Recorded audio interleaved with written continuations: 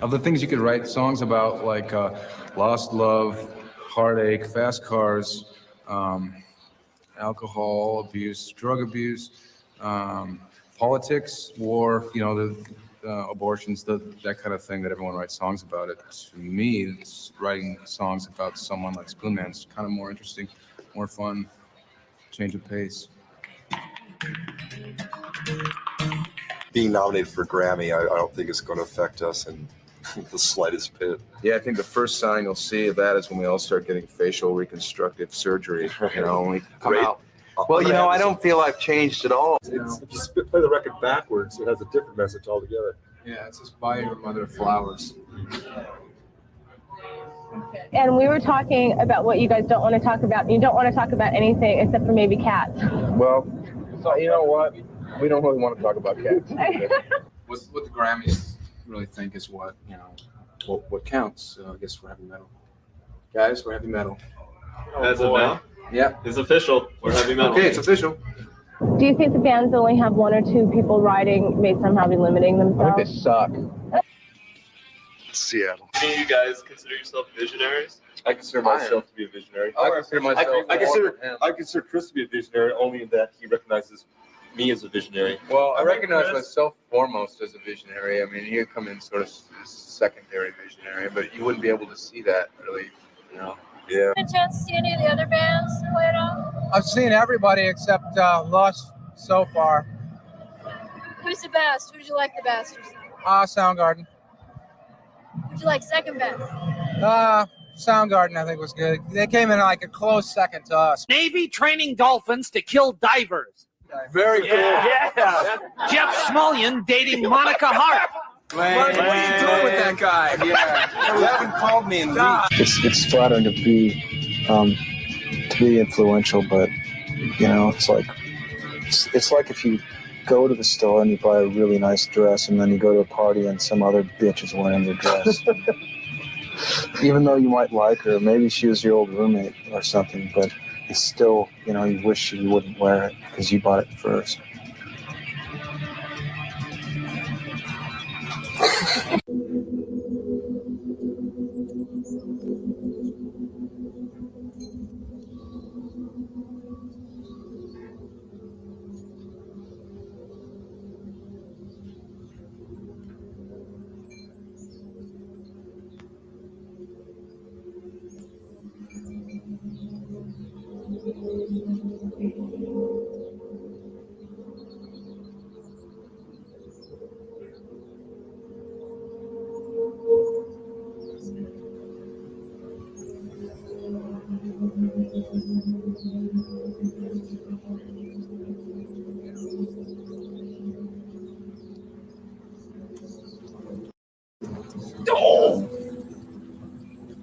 Soundgarden is a state of mind. Soundgarden is a frame of time. Soundgarden is a sub-reference. It's more of an essence than a sum or a matter. It's more of an afterthought. It's kind of a loose steering wheel. It's mischievous yet playful. It's a tear from an eye dreaming.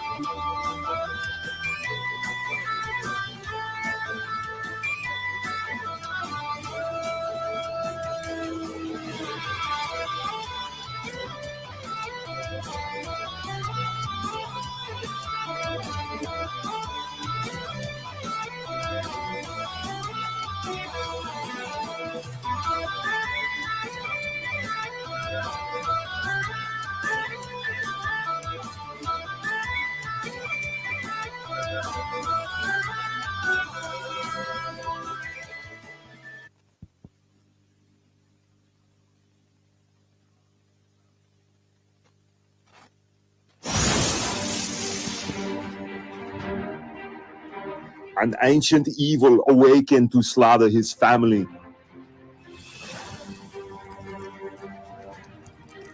A mythical quest was revealed.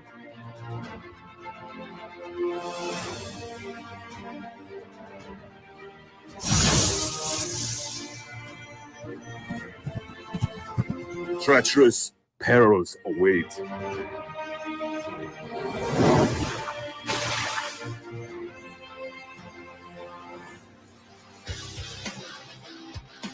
Lovers bound by destiny.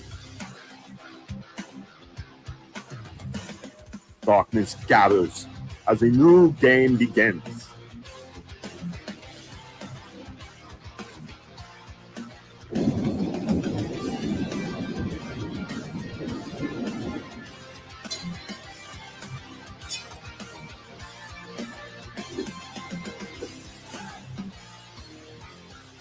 One man's rage will shape worlds.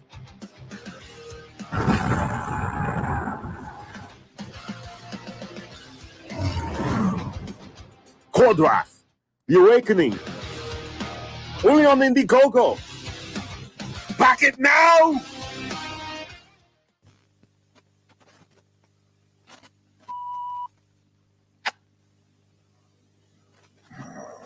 I told that moron not to take out my Tchaikovsky tape.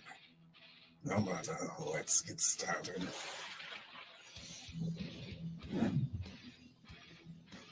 Here we are, Nancy Moon. The last time we left our heroine, she had just joined my esteemed colleagues at level M. We have the soldier who don't stop talking, a magician with money issues, and a vampire with a checkered past. But there are other teammates she's yet to meet. One in particular might be a little bit shocking for her.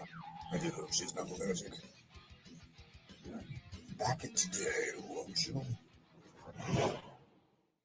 Like right meow.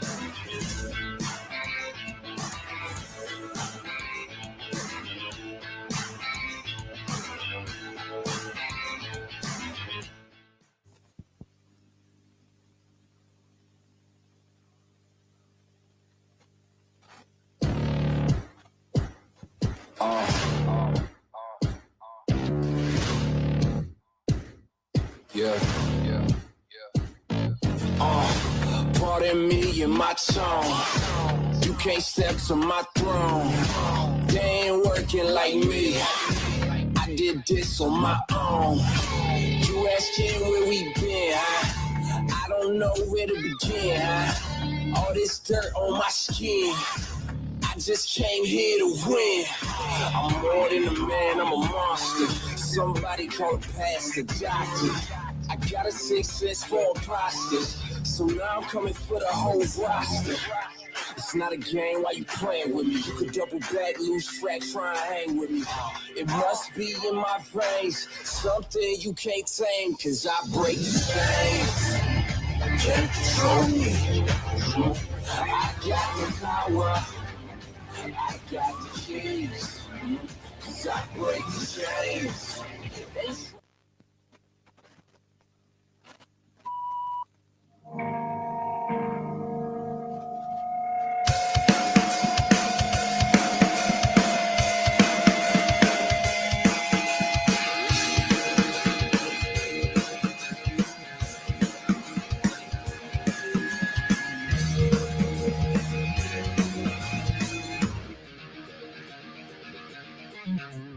Take your fulfillment back, cause I don't think it comes in a box.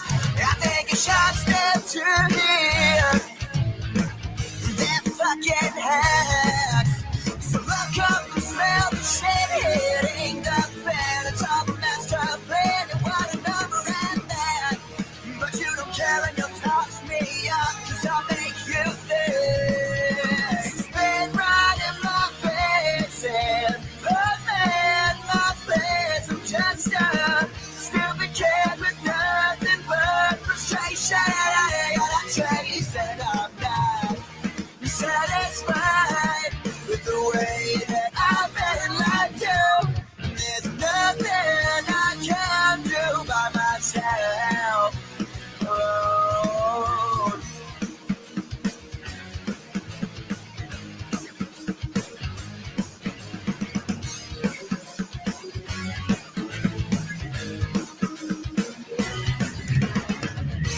I wish I wasn't alone and never second guess myself less. I wish I loved my home, but I feel like oil and water. Spit right in my face and put me in my place. I'm just a stupid kid with nothing but frustration. I gotta chase and I'm not satisfied with the way that I've been like you. There's nothing I can do by myself. Oh.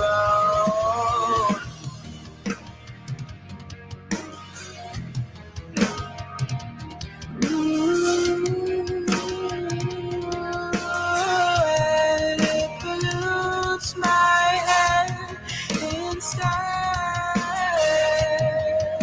setting me free. All we know is a lie.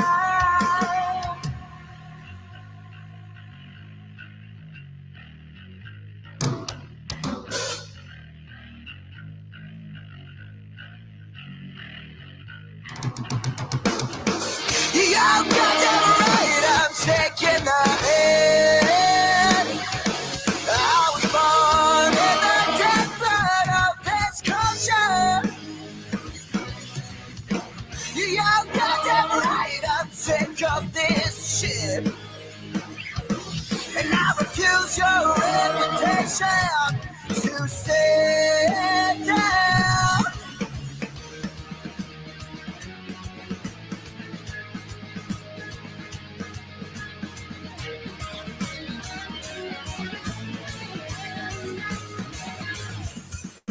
Spin right in my face and put me in my place. I'm just a stupid kid with nothing but frustration, and I chase and I'm not satisfied.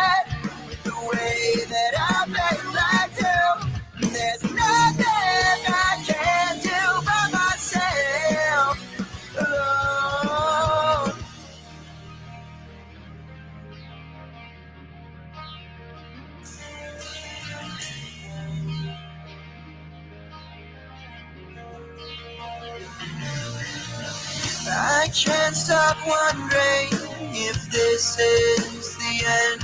Will it all be up to me? Will I have a friend? No, but I can't stop wondering if this is the end. Will it all be up to me? Will I have a friend? I can't stop wondering if the sky is black. And will it all fade into blue? Just like the memory of you. We're all the same, but we talk in different ways. Just like we used to while we're staring at the sun. It waves, and you know it's not true. I won't ask you anymore. I won't ask you anymore. Whoa, yeah, yeah. Whoa, yeah, yeah.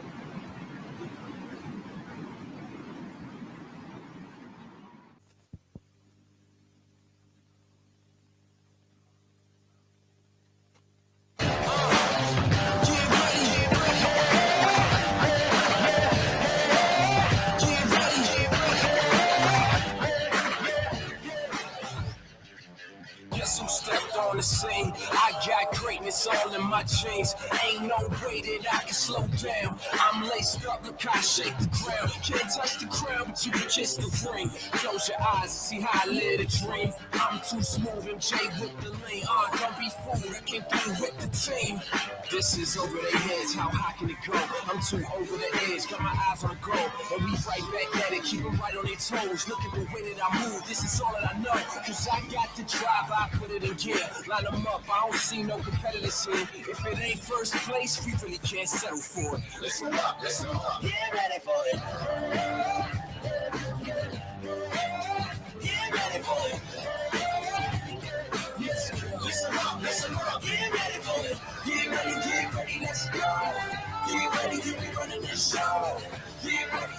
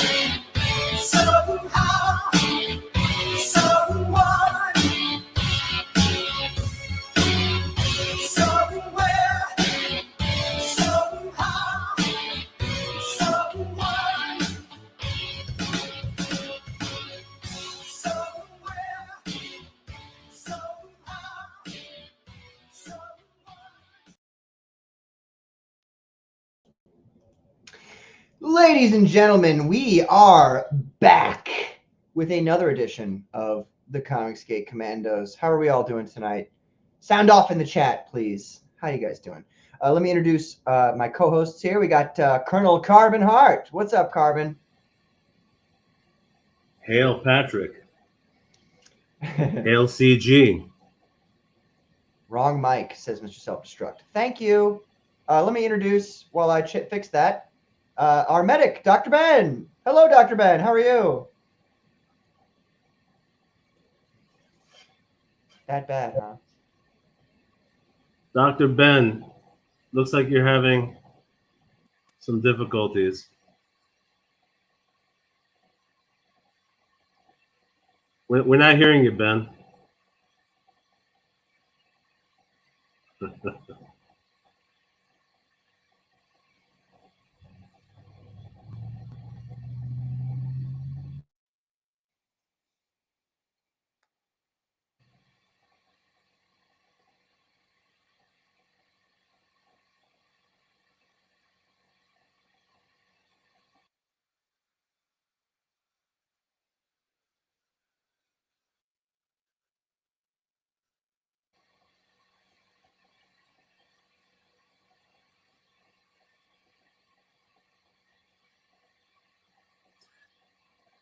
Patrick, can you hear me?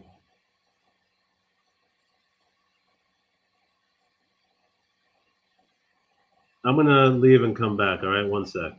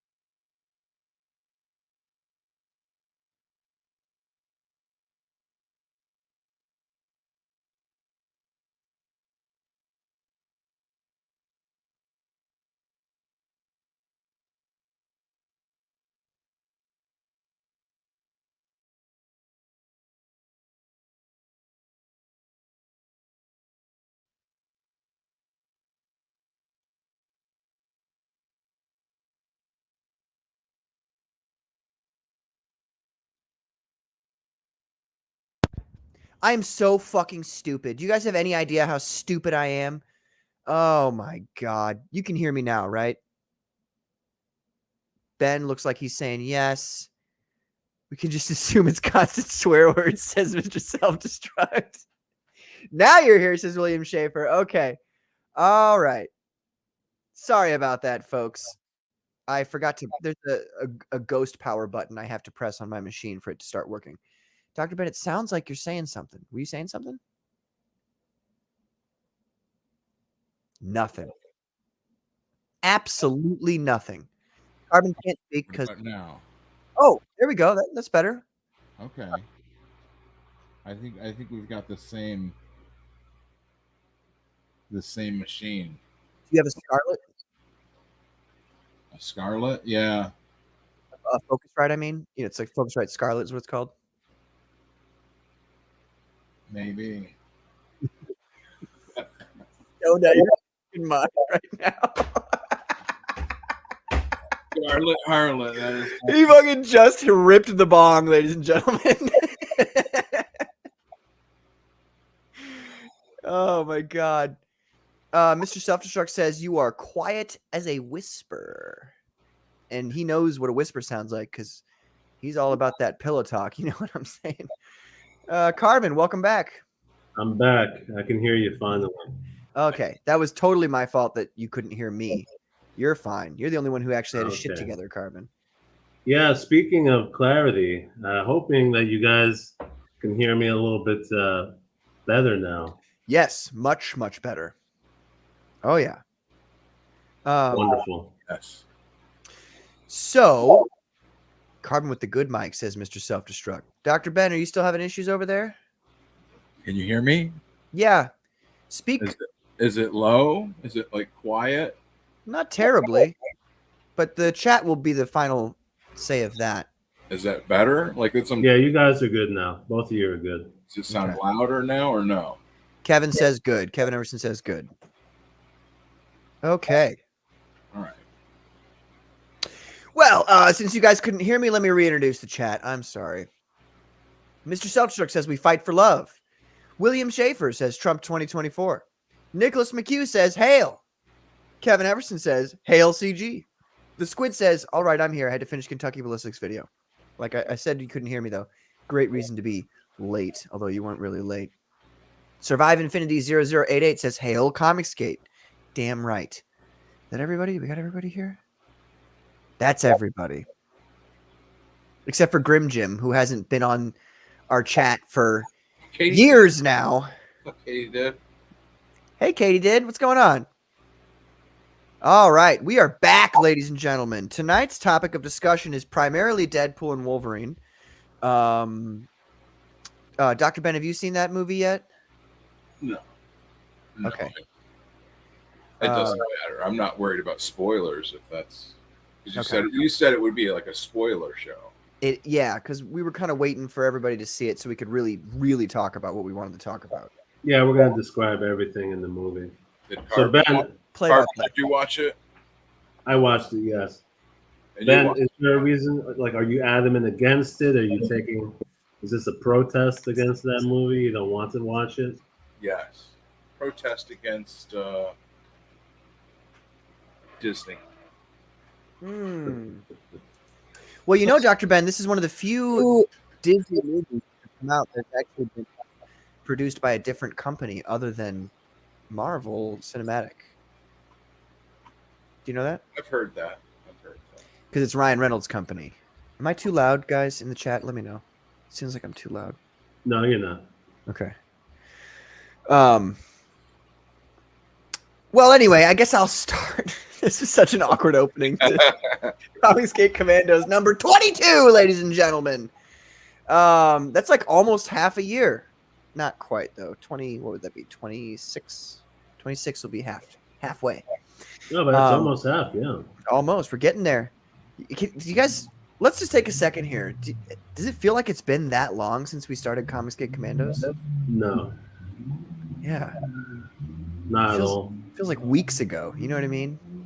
But, actually, even though the number is 22, didn't we only start like 3 months ago? Like in May? Yeah. Oh, maybe that's counting Johnny Scabs also, right? Well, I count Johnny Scabs. Oh, okay. So, Yeah. So then he started it earlier. He started at what, February or something like that? Yeah, so then that makes sense now. Yeah. But it's wild that we've been doing it on this channel since then. That's crazy.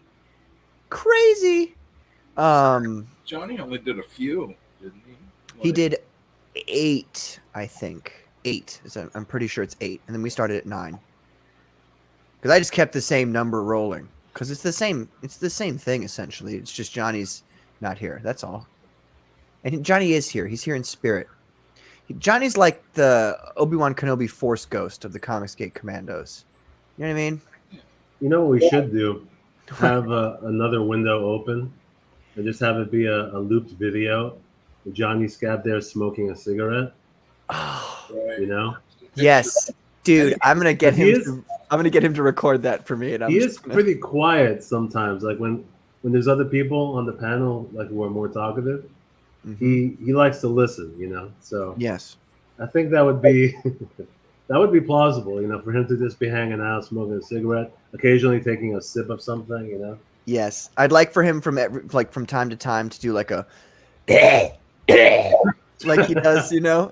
Oh God, that horrible cough. That's the one thing where Mr. Seltrick says have him nod occasionally. Yes, I'm gonna get him to make me a clip that we can just.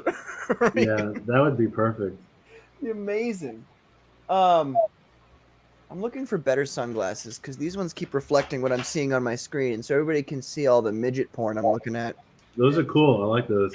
Thank you. It's got like a Terminator vibe, you know, like an 80s futuristic feel. What do you think about these ones? Are these okay? Those are a little loud. Say the it. reflection. The reflection. Say it, Carbon. I think I like the other one better. Okay. You don't like these? These are like literally at this point. You can call me what you want. These are like my favorite sunglasses right now. I love turquoise. Well, you could pull that off like if you're hanging out at the beach. Yeah. Like in California, you know. Oh. To the corner So store. that is 100% Carbon calling me gay right there. No, not at all. But I'm saying that In California, it'd work just fine. No, but that color works for like, you know, California beach in the summer. Yeah. Kevin Everson says, I've got an echo from somebody. I don't know who it is, but it's somebody like, do you have like speakers? I got headphones on. You got headphones? I got headphones. You got headphones. I don't have anything playing out loud. Chat, do you hear an echo? Let us know. If you don't, it's fine. We'll just forget about it. Kevin Everson says, some stuff brewing where Johnny is. Oh. You're damn right. 10 hours of Johnny Scab smoking a fag. Yes, please. Literally, I'm going to get him to do that for me. I'm going to get that, and I'm going to call that video that. Johnny. Carbon, are you using a new mic, says Katie did? Yes, I have a new mic that was special delivered to me over the weekend. I promised to come through in crystal clarity, and here I am. Mm-hmm. I'm back with a vengeance.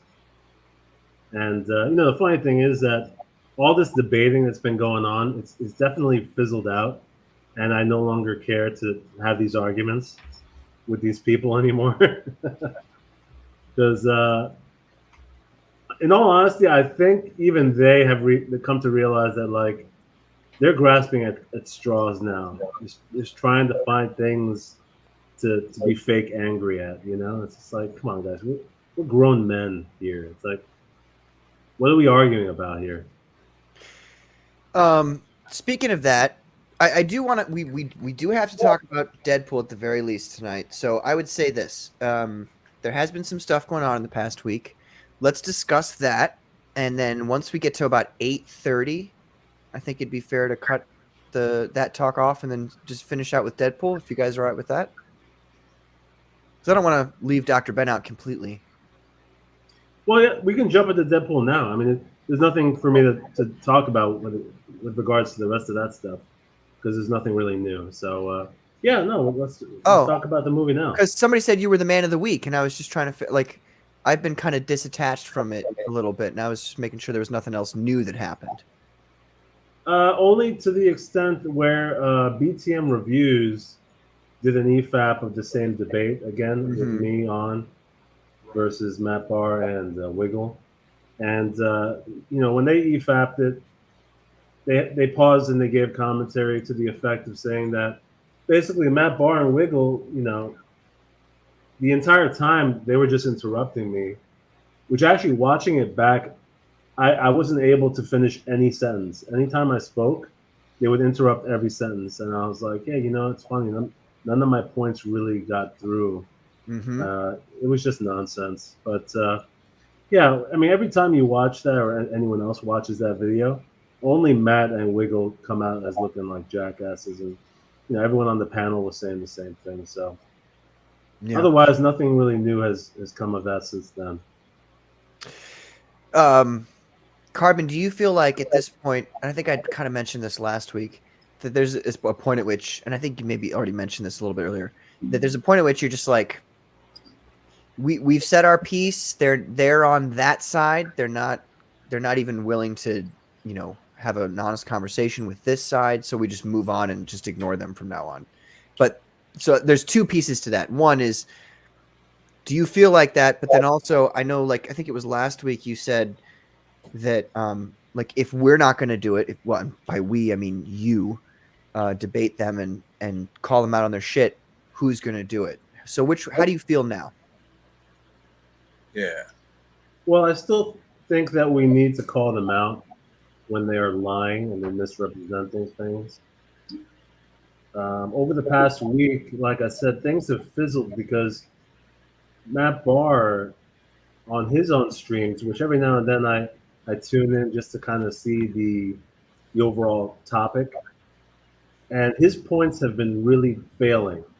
He hasn't made any new cases. If anything, actually on his last stream, I think it was yesterday, he EFAP'd Ethan, just a stream of Ethan talking about what's been going on. And Matt Barr finally came to a new conclusion, which is the point that I was trying to make, which is he has a gripe with Ethan specifically. And Matt Barr even stated on his stream last night that he doesn't have a problem with Comicsgate overall. So he conceded back a little bit by saying that there are people in Comicsgate that he gets along with. So actually, that's a victory for the argument I was making, because that's the entire point that I wanted to say when I went on his stream. So this past week has been the victory for us, actually. So we've pushed the battalion back. I don't think the war is over. I think another debate's going to happen eventually, because Matt, he's bipolar. He'll calm down for a little bit, then he'll come back angry on Twitter, and that's when we're going to have to slap him down again. Yeah. Do you feel like he should apologize for all those tweets he made saying this is Comicsgate? If he's suddenly now, back in, I'm not an enemy of all of Comicsgate. I don't think he'll ever apologize, and it's not something I would expect most people to do anyway. But essentially, him saying that he has a problem with Ethan only and not all of Comicsgate, that is the concession. That is the apology. So I'll take that as the win. Will you buy any of his products in the future? My knee-jerk reaction was going to be never, but I think that would be a little immature. If he were to draw on a project that I'm actually interested in, I haven't been interested in any project he's done. I've looked at them all. They're all mediocre. They're all boring. I hate to say it. I told it to his face too. Say it on that stream. But if he did something where the writer was good, the concept was good, the design, and he actually took something seriously, it's possible. I don't see it happening. Probably won't happen, but I wouldn't say never. Mr. Self-Destruct says, nah, Matt can fuck off permanently after him coming in Kang's chat talking about snorting TSWG's sis's ashes. That Star Wars girl's sister's ashes. He did say that. Well, he was talking about, wasn't he talking about Rekida's children testing positive for her sister's ashes? Either way, it's not. There was a chat, I think it was a couple nights ago. Yeah. He was in John's chat. Yeah, I think it was post-Kang. It does seem a bit much. Yeah, a bit no, much, it was, it was beyond the pale. That was the night that did him in, because John saw that and mentioned it and called him out. Mm-hmm. And then he became basically the villain of the chat. Everyone in chat was telling him to shut the fuck up. And then Ethan mentioned it on his stream. And now it's like, you're obviously the bad guy. You're obviously the asshole here. Yeah. Dakar says, yeah, that was fucked up. Hello, Dakar. How you doing, man? I feel like I didn't. Guys, tell me to shut up if I already did. But I feel like I didn't mention last week when we were talking about all this. Why? Oh, Dekar says he's finally unbanned on X. Awesome, dude. Amazing. It's good. It's good. It's awesome. Smiley face. Yeah. Hey, what's up? Yeah, Decker. How's How it you going, doing, man? Decker? And Katie, I didn't say hi. Good to see all of you. So rude. Dekar says, I don't know what the fuck I'm supposed to do with Those this. are like little people. Like it's like a little like Kirby. Wait, is it? Like 2 little Kirby's. Oh, it is. Yeah. Oh, and they're like clapping hands or oh wow, that's cool. Wow. Must be Decker getting back on Twitter, maybe. That's Yeah. like Elon. Katie did says, good to see you, hun. Whoa, pump the brakes, Katie did. You're married. We all know. God. I know Carbon Heart's a ladies' man, but sheesh. Takar says, hey, yo, Carbon, was awesome seeing Ethan watch you take on Matt last night. Oh, did he really? That's so sick. Oh, I didn't know that he actually EFAP'd it. I didn't see the whole stream. I need to watch that. Yeah. Oh, he's got another one here. He's It looks a little bit like anime. I'm guessing Decker is a fan of anime. Like a little animal. He's got a little wand though at the end there with the little star at the tip. Little That's star funny. wand. Maybe it's like a little Harry Potter Pokemon. He says, yes, it's on trash. It's on last night's trash cast. That's right, Dekar. Ethan watched Ruby King's reaction to your debate. Everybody's got a reaction to your to your debate, Carbon. It seems like. Well, looks like I started something, even though I was muffled, but it motivated me. Now you guys can hear me clearly. It's like I feel like a brand new person, right? I feel like I've like broken free from a prison, and now you can actually hear me. So now you've only got 6 days and 23 hours to get a camera, and then you'll be good to go. You're getting a camera? Oh. Ethan pulled up Ruby King's take on it. Carbon been the talk of the week. Sorry, I interrupted you, Dr. Ben. What were you saying? Oh, I was just saying he didn't get a camera, just this microphone. I know, right?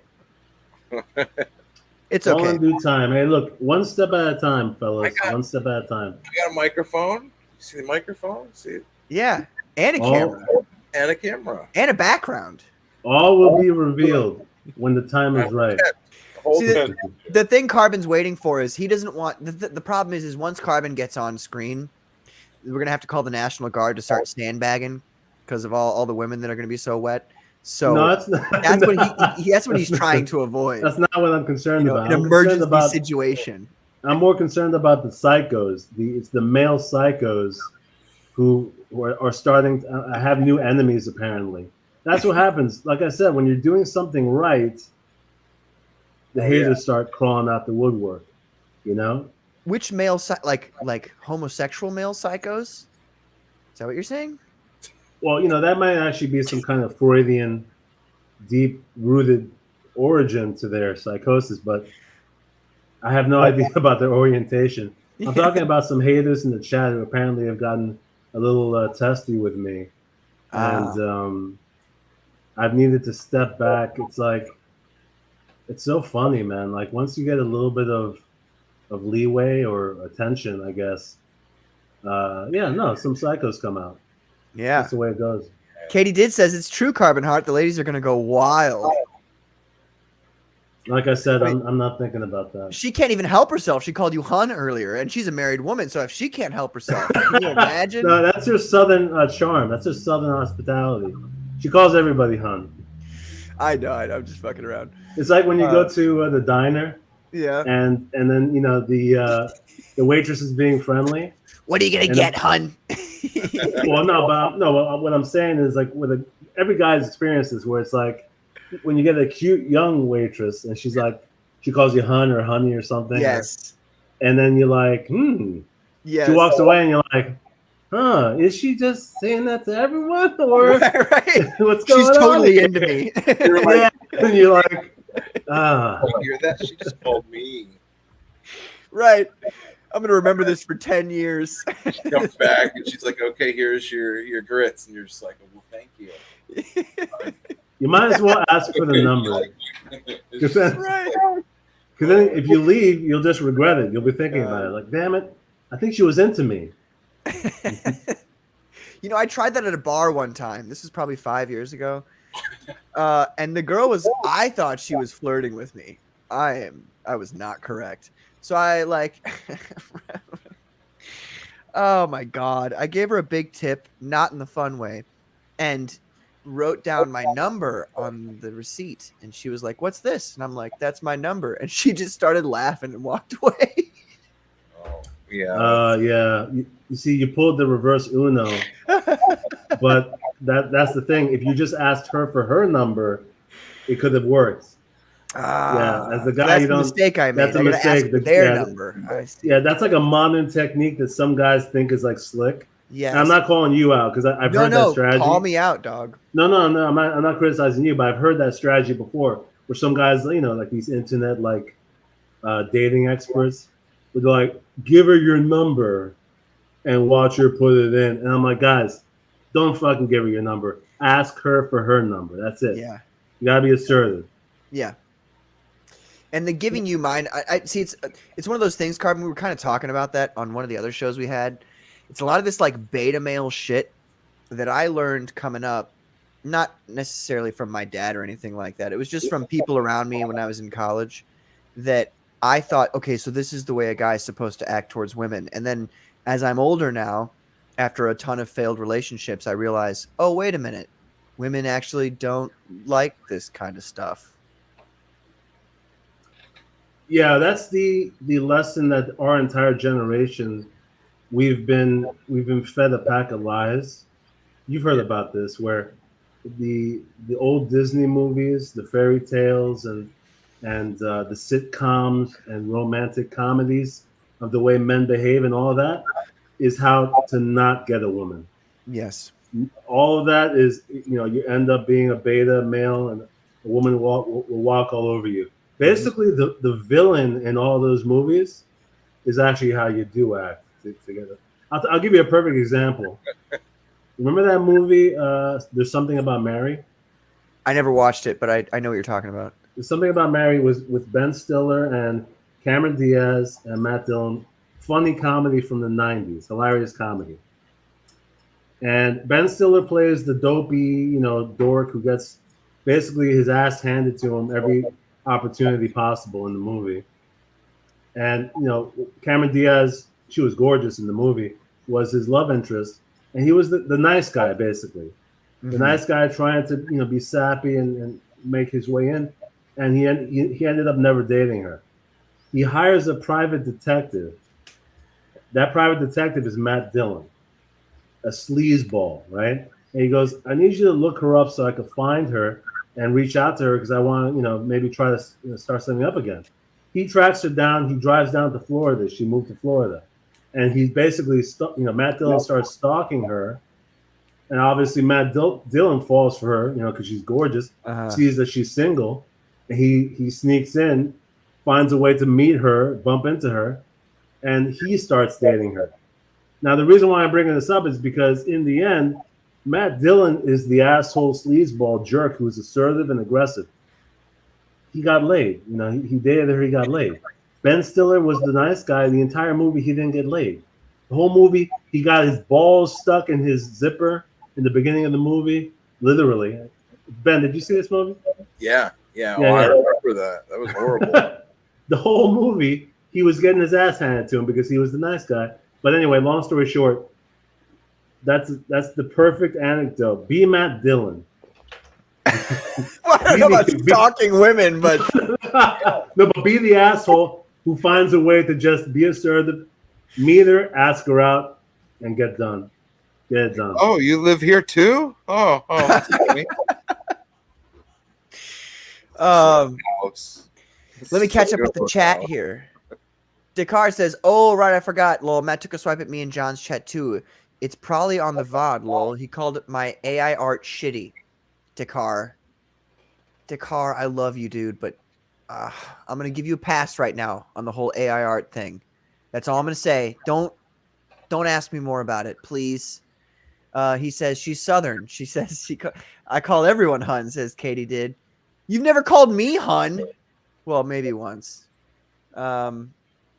You know what, Katie, you remind me of like the women at work that I work with who they're like my work moms, if that makes any sense. If you guys have a woman at work who like treats you like that, that's what I feel like. You're like my work mom. You're my Comicsgate mom. Was that really weird? It's said. It's too late. I can't take it back now. Katie is in fact my Comicsgate mother. Even though I've probably been in Comicsgate longer than she has. Waffle House, hey, hun, what can I get you? Exactly. She's laughing at the terribly timed joke that I just made. No, I'm just kidding. You slide her the digits. Yeah, dude, it was terrible. Harsh. I'm sorry, guys. I got to catch up. Oh, my God. It's kind of bitchy of her. Cruel, haha. Nah. I was a loser. I was a beta loser. You better to have loved and lost. I don't see. I'm on the side of like it's better to have never loved at all than to have been cheated on. Yeah, that's a bullshit cliched line that actually is not true. Yeah. I would much rather never have dated a girl than to date her, loved her, had a great time, and then been cheated on. You know what I'm saying? Decker said they just slip them the D.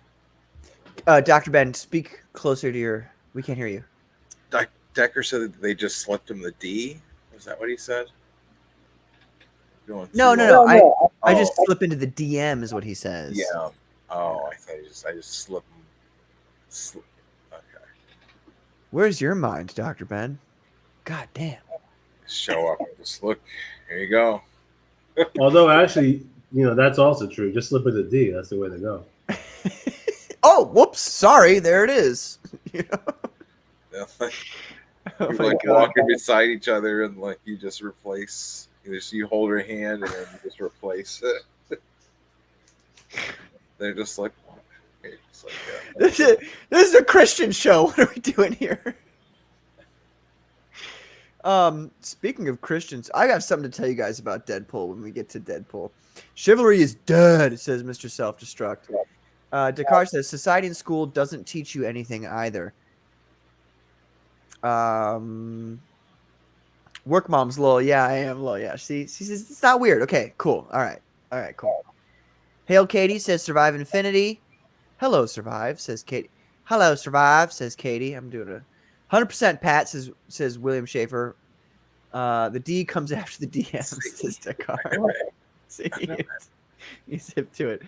Hail PQ and Commando Crew. Yo Katie in the chat. What's up, Mr. Perfect? Thanks for liking that comment I made to Dark Gift. Dark Gift did not like it, which means he did not find it funny. I thought it was funny, but what was the comment? Well, he was talking to somebody. I think it was Mr. Self-Destruct, if I'm not mistaken, and he was like, "We're gonna have a stream tonight," and I was like, "No, Tony, don't do that. We're streaming tonight." Nothing. So then, like 5 minutes later, I was like, "JK, I'm just fucking around." Still. Nothing, but Mr. Perfect liked both of those comments. Oh, so the bitter rivalry begins. That's right. First, they're friendly until the money is on the line. And then everybody's your enemy. Right. That's all right, man. That's oh my God. It can be hard to pick up on like irony or if like someone's like joking sometimes. Like even if you're just like making a joke like on a show or something, like yeah, you can be like, I have him on video saying that he thinks you're stupid and and like it's just like some clip of you like joking around or something. You know what I mean? Yes. Like then when you write something too, especially if you're trying to write like what is that called? Like when you're being like ironic or like sarcastic. It's called sarcastic. Yeah. Yeah. Well, to do it via text, on a tweet, the joke has to be good for it to come through. Okay. All right. Pat, why do you think I'm not criticizing you? But I'm saying it's the same has happened to me too, where I was like, I flat out, I can't remember what it was, but I think it was probably some Comicsgate creators. I was like, I doubled down on something that was already being.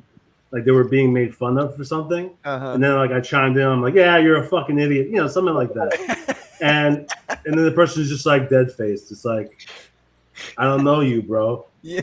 I don't know you. Oh my god.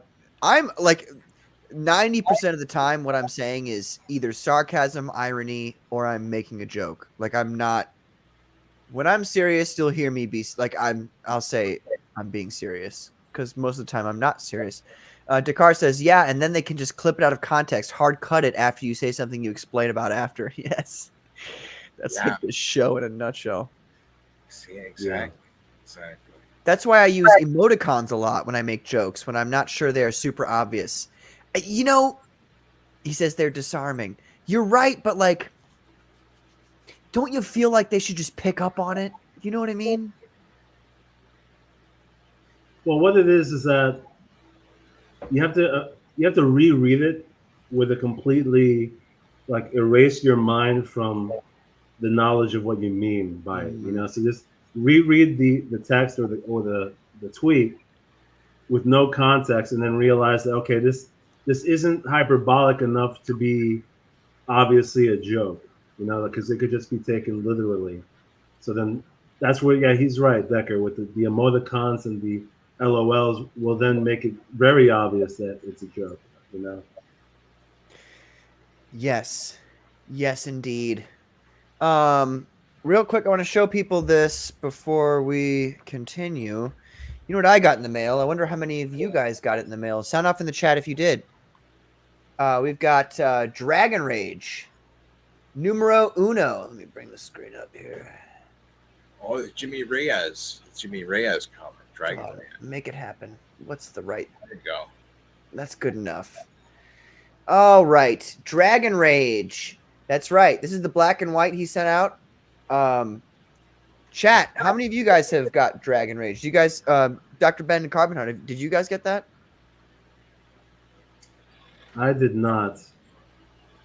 And I was planning on it eventually. Shame. But now that this whole you call yourself situation- Comicsgate, Carbonheart? You're going on there talking to Matt Barr, and you haven't even bought Jimmy Reyes's seminal production, Dragon Rage, Crown of Fire. Well, here's the thing. I told Jimmy personally that I'm going to be buying both the color version and the black and white once he's done. Now, you got to realize I just bought a new mic. That's another thing. That's true. Yeah, that is true. And I can't back every single book. I'm going to be honest with you. Yeah, there's a lot of books out there. I got to go get the... I'll be right back. I got to go get a drink. Okay. Like, my mouth is like... Just like it just filled. We know, Dr. Ben. Filled with cotton. We know. Cotton Eye Joe. Why does he have cottonmouth right now? It's a mystery. Well, everyone knows I'm in Ohio. I'm probably yes. You know. Hanging out with Kid Cudi. Right. Yeah, we just they just legalized the whatchamacallit yesterday. He can't even say the word. He doesn't even... Oh my god. Dekar says I spent like 150 on comics the other day. Lol. I got all the Inglorious Rex stuff. Nice, dude. Inglorious Rex is one of the best Comicsgate books out there. Ooh, I can't wait to get mine, says Katie did. I'm surprised you didn't get yours before me, because you're better friends with Jimmy than I am.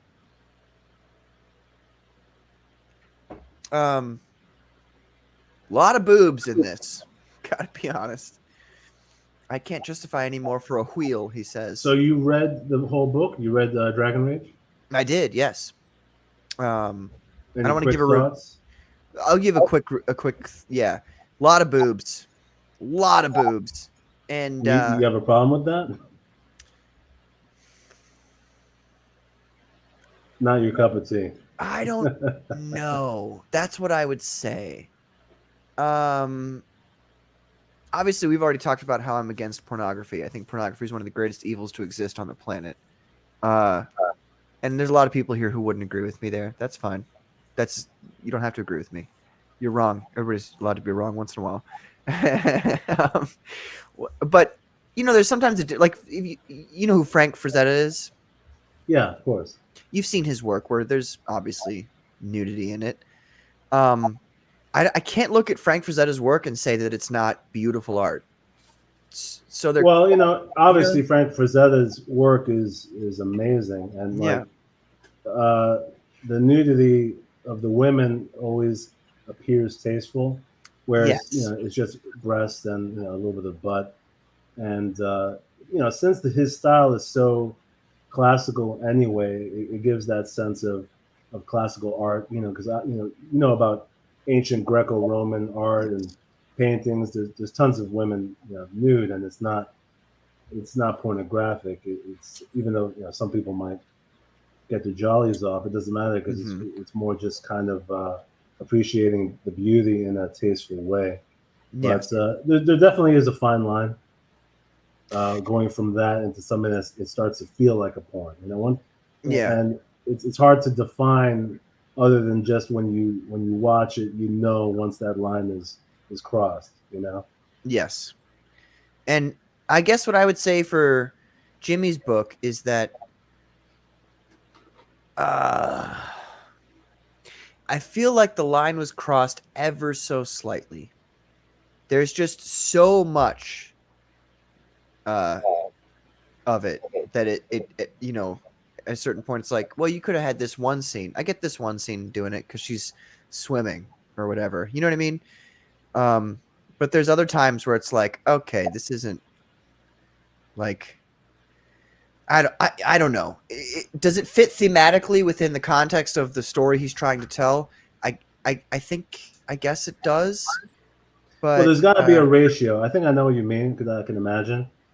I know that obviously it takes place in this kind of primitive setting where people are half naked to begin with, right? So you're going to get that. That's what I'm trying. Yeah. And but there's got to be a ratio of like boobs to pages because like if more than 50% there's a lot of the boobs, book, dude. yeah. I would feel like if more than half of the book you see nudity on the pages, then like okay, then it turns into like one of those pulp magazines that they used to have in like a peep show magazine. If I were to estimate it, I would say it's about 30%. That's what it felt like. I only read it once.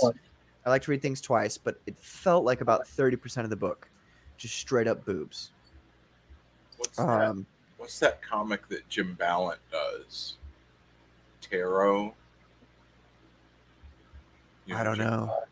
He was like he drew like Catwoman in the '90s, like all the Catwoman comics from the '90s where she's like looks like really good are all like Jim Ballant, and then he draws like it's called like Tarot or something like that, and it's just a girl, it's just repeated opportunities to draw a girl with her tits out. And everything. Yeah. It's lots of like actual tits in Jimmy Reyes's book. Legit nips and all, like straight up. Yeah, so it sounds like he probably.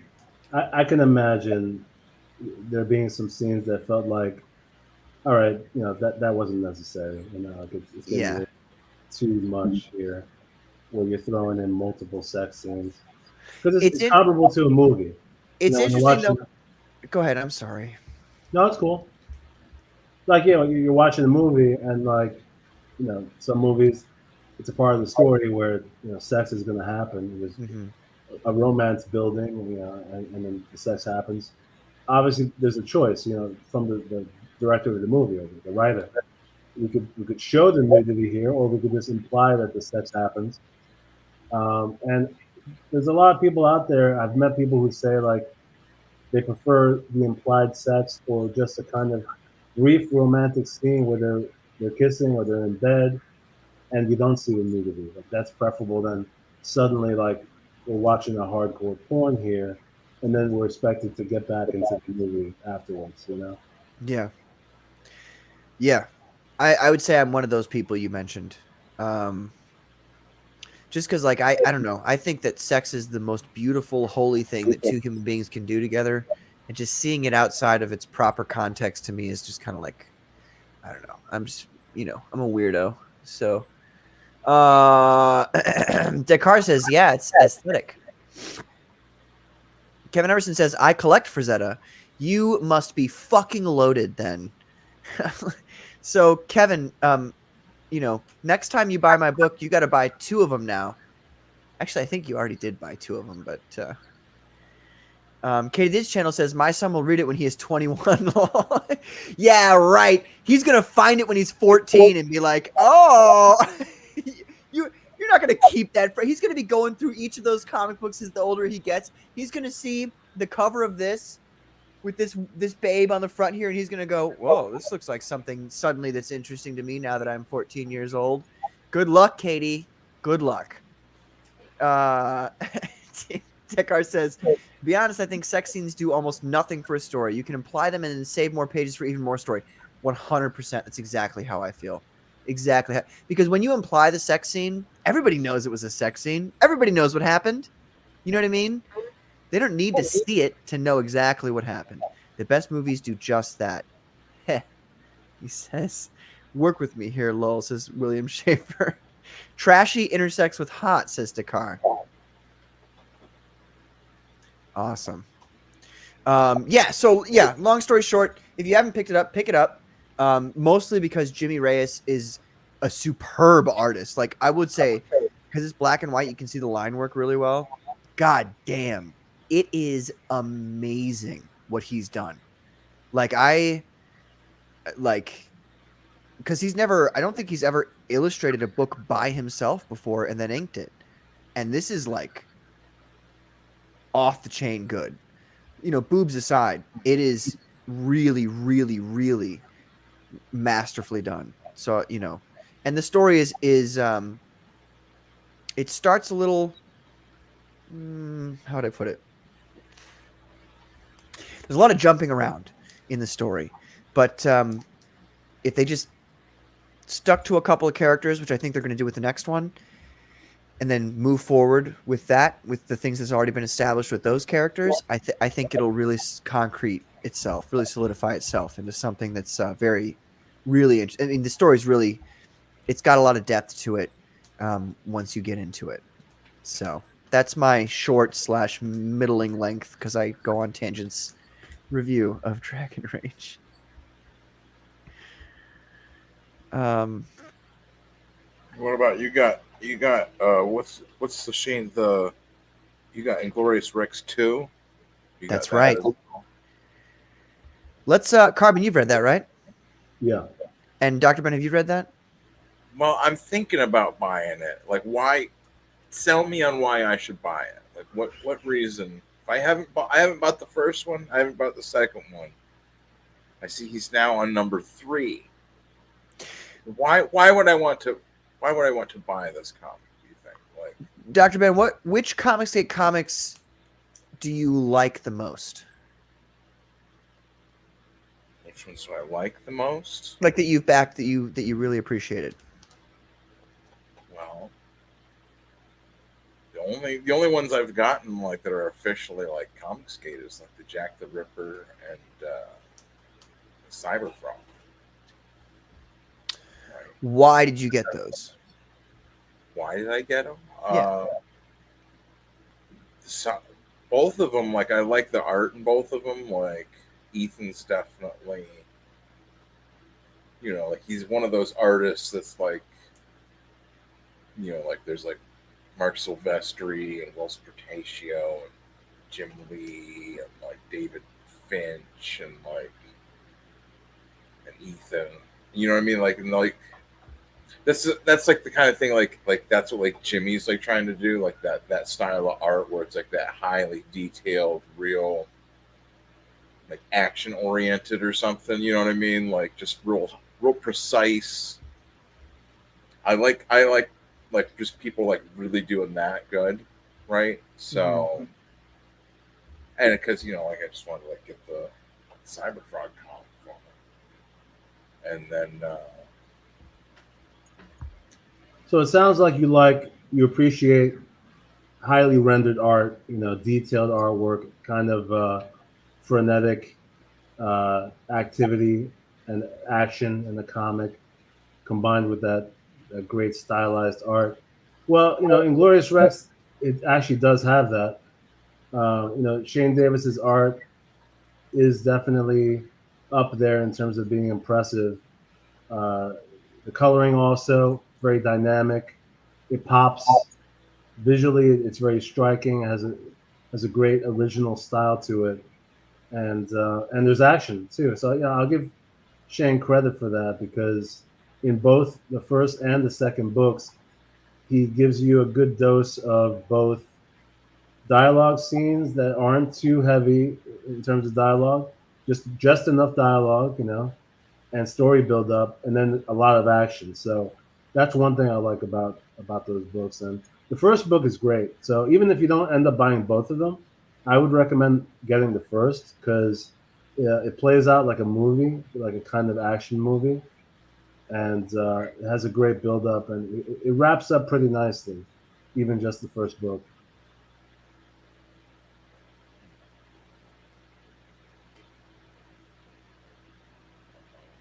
I don't think you noticed that he muted himself. You muted that. I didn't do that on purpose. Dr. Ben, how do you feel about this? Looks good. It's like a nice, what is that? Like a nice 2-page spread of like a sci-fi like city, or maybe like a mall or arena. And then how do you feel about? I don't know if I should show this. I'm gonna do it anyway. Yeah, it's. How do you feel about this? Okay. Oh, one guy he's got like a fin, like what's his face? Like Abomination. I was gonna see Savage Dragon. Like, oh, okay. Yeah, but it looked pretty good. Like, I've seen like just like the clips of his art and stuff, and like Shane's art definitely does look like. What are they do? Are they climbing inside those giant monsters, or are they like? They ride the back of it, like on the back, like towards the top of the spine. There's kind of just like a little, like a station where they stand and they hook up to it using.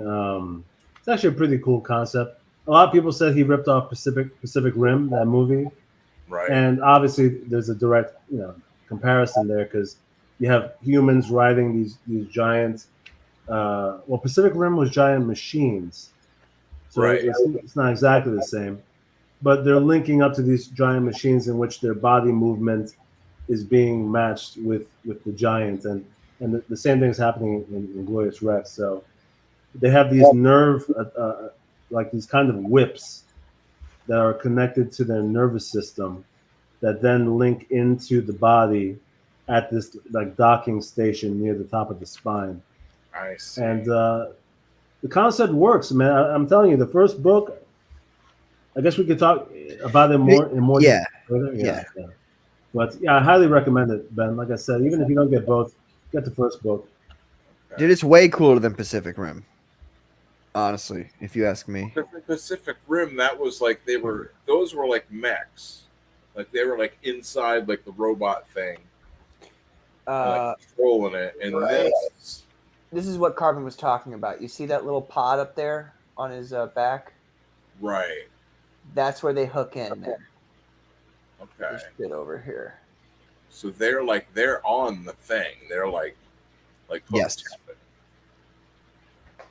Yes. Okay. I got it. I got it. Like, I don't know why you haven't bought this. I have to be real. Like, Shane Davis is like, his art is sublime. Like, I kind of like it more than I like Ethan Van Sciver's art. And the reason I would say that, focus, is because his art is less busy. Not, I'm not an artist, so I can't, sometimes when I make these comments about people's art, it seems like I'm being a dick. I'm not trying to be a dick. I'm just saying, like, I feel like Shane's art it's more well, I slick. had a lot of money was tied up with the lawyers. Huh? A lot of my money was tied up with the lawyers and the Here we go. you know. Well, yeah, I was gonna say it's hard to back all these books. You know, there have been some books I wanted to get where I had to delay buying them because let's be honest, you know, they're not really cheap, and it starts to add up. You know, like from all the Kings, all of their books, you know, you're talking about 8 different people roughly, and then that extends to some of the outside channels of other creators who are also good, and I've gotten other kind of like auxiliary books. You're talking about 10 to 12 creators. Each campaign that you're backing is going to be at least 25 plus shipping, and it's like before you know it, you're spending $1,000. You know, like you're not all rich, to be honest here. So you know, you have to choose which ones you're really going to go for, and you're going to enjoy the most. You know. Yeah. Well, we're on the subject, Carbon. What do you think about? Well, did you fully give how you feel about the art of Inglorious Rex 2, or do you want to say more? Well, I was going to save it. You know, let's talk about Deadpool, and then we can get more in depth about Inglorious Rex. Oh, I only mentioned it because I feel like we're already on the subject of Inglorious Rex. So we might as well keep it going while we're here. Just finish that up. Yeah, I guess that makes sense. Yeah, just flow of conversation. Yeah, well, I agree with you in terms of art for Shane, in the fact that it's less busy, it's less intricate and detailed. Ethan is like, he clearly has some level of autism, and I don't mean that as an insult. I mean that where his brain definitely functions for detail on a different level. Because when you open up even Blood Honey, the first Cyberpunk reboot, it's like you're hit with like an insane amount of detail. Like you can't quickly flip through the pages of his books. You need to like sit there for a second, take a look at everything, you know, and then read it. And if you're not doing that, you're kind of missing out because like there's so much to look at on his pages. And so that could be a good thing. In some cases, it could be a bad thing because some people, like you said, with Shane's art, it's less detailed. It's like on a kind of middle tier level of detail, but it ends up being a little more pleasant to the eye because your eye is not trying to absorb everything, you know. So it has this kind of, you called it smooth. That's a good description. It's a little smoother on the eye, a little more silky, I guess is another way of describing it. And it flows a little more quickly. You can flow through the art faster. I think that's a good thing too. There are no complaints when it comes to, you know, Shane's art is like A+. The anatomy is perfect. He's got great designs. He's got nice like design ideas when it comes to like the mechanizations of the suits and like the technology in this future world. The monsters look cool. The colorist, I've been loving color lately. Like I've been really appreciating when a colorist like really brings art to life. You know, when you look at the black and white version and then you go to the color, it's like, whoa, like yeah, the color made this, you know?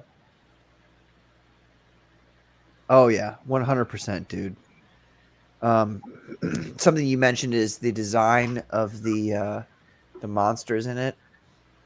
Some of these, like, so we've got Terror. Where am I? Where's my finger? Terror up here, who's like a pterodactyl. That's funny. But then, who the fuck is this? Like, this is an amazing design. I love this design so much. Yeah, everybody liked that. Right yeah, here. That's an awesome page. Oh my god! Even Matt Barr liked that page. Yeah, it was sick, dude. I was like, oh god, who is that guy? Like, I want to see that guy. That was cool. Let's see what the chat is saying. Kevin Everson says, just backs Rex 3 today with the EVS cover and EVS Rainbow, the Brute, White Rain, and American Brute. I'm going to start some shit here in a second off of that tweet, but just give me a second. My take on Rex 2 is the middle child in a vast and greater story. That makes sense. The first one was kind of self-contained. The second one is not self-contained, but it does build off the last one and leads up to the next one, so it makes sense. Yeah, his is extremely detailed. The reflections and stuff off metal. Very, very true.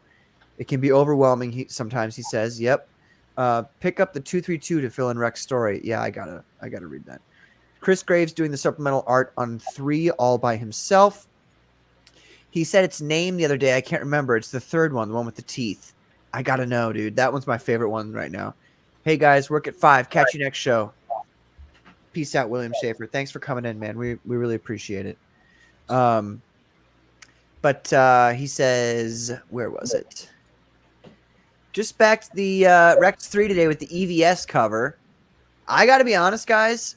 I don't like the EVS cover at all. And I don't think Shane likes it either.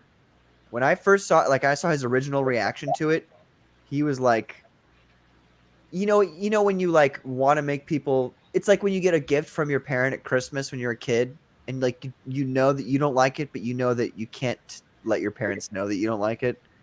So you kind of like pretend that you like it. That's what I felt like his reaction was. I think it was a little. You've got Ethan Van Sciver, this guy who can fucking draw anything at like we've said, an absurd level of detail. And he just draws a woman's ass and little T. I mean, I'm not sure what Shane actually thinks about it. I think it's hard to know, but I could understand being a little bit disappointed if, like the way you just put it, it's like you got Ethan to draw you a cover, right? And maybe you were hoping, as the creator of the book, to get like his interpretation of the main character and Rex and like some monsters. Maybe you were hoping for something different. So I can understand that. On the other hand, though, I think it's a great cover because Shane made a good point the other day. I mean, and that's why I say I'm not sure if he dislikes it. He probably appreciates it on a different level where it's like it's going to sell copies, which it is. It's selling.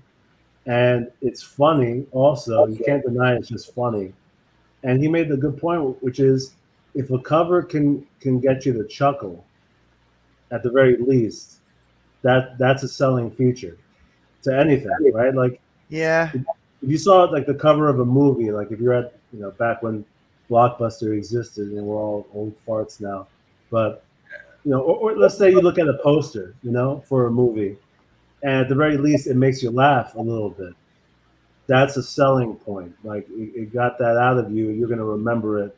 You might even check it out just because of that one thing, Mm-hmm. So I get that. And no, I like it. And I don't mind ass either. Like I'm a fan of the female form, and I won't turn down the opportunity to get a fine piece of work like that. Let's see. Mr. Self-Destruct says it's a good joke. Dakar says, amongst other things, it was a bit trashy looking for me, to be honest. Not my first choice. I got to be real. Like if I had spent, because what we know now, what is it, $4,000 that it costs for a cover from Ethan? If I gave Ethan Van Sciver $4,000 to draw my comic book, and all he drew essentially was Blue Rose's ass, I would have been like, go back and draw me something legitimate. Like I would have been actually kind of upset about that. I would have been like, bro, look at it like this. Drawing Lil T and drawing some random person's ass is not a lot of effort for somebody like Ethan Van Sciver. You could have drawn 232, you could have drawn Anatomic, you could have drawn Anatomic's creature, whatever her name is. And look, you can call it what you want, but I saw Shane's live response to that cover. Oh, yeah. And it was. I have a background in psychology. I'm not. Oh, I got a BA in psychology. Like that means any fucking thing. Like degrees mean anything these days. But like, I could tell instantly he was not happy. I didn't see his first reaction to it live. It was but I believe you. Maybe. I don't know. I believe you, and like I said, I could see that reaction making sense if your hope was to get something epic, from Ethan. Right, that's what you want. Yeah, it's not. Yeah, look, I'm not going to pretend it's an epic cover. It's not. It's not. It's not action packed. It's not slick. It is a little trashy. I mean, it's borderline. It will sell. There's no doubt about that. It's a bikini though. It's Yeah. right on the line, and you see that's the fine line because, for example, like women in bikinis. Come on, it's like no man, unless you're gay, of course. Actually, even gay men appreciate hot women in bikinis. So even women appreciate women in bikinis when they look good, right? It's like everybody is it's an appealing image. I'll just put it that way, and it's not over the top because the bikini that she's wearing is not like a string thong. You know what I mean? So it's not nudity. It's just a bikini with the ass shot. It's like watching the Olympics. It's like watching the beach volleyball at the Olympics. You're muted, Pat. I'm sorry. It's like it's skin tight. It might as well be the same thing, right? Come on, Pat. I mean, I know that you're Catholic, and you're taking the Puritan stance, but let's be real. I know that even you. I'm not a Puritan. I like the womanly form just as much as the next fella. When you played Metal Gear Solid 5, right? Oh yeah. And you saw What's Quiet. I'm sure you were like, yes. You were home alone and no one listening to you. You're like, hey now. Look, I like it just as much as the next fella. But what I'm saying is like the cover of Metal Gear Solid 5, for instance. If you know what the covers are in reality. If one of the covers was just like like a picture of Venom Snake looking up at essentially her vulva and ass, I would be like, ugh. Well, it's different though, because for one, you got to keep in mind it's one of like 5 covers, and that's a factor because in my mind, like I don't consider it to be a main cover. I consider it to be a variant, where like the main cover is Shane's cover, the epic, like the fight with Rex and the monsters, and that's the main cover. You get a funny variant cover on the side.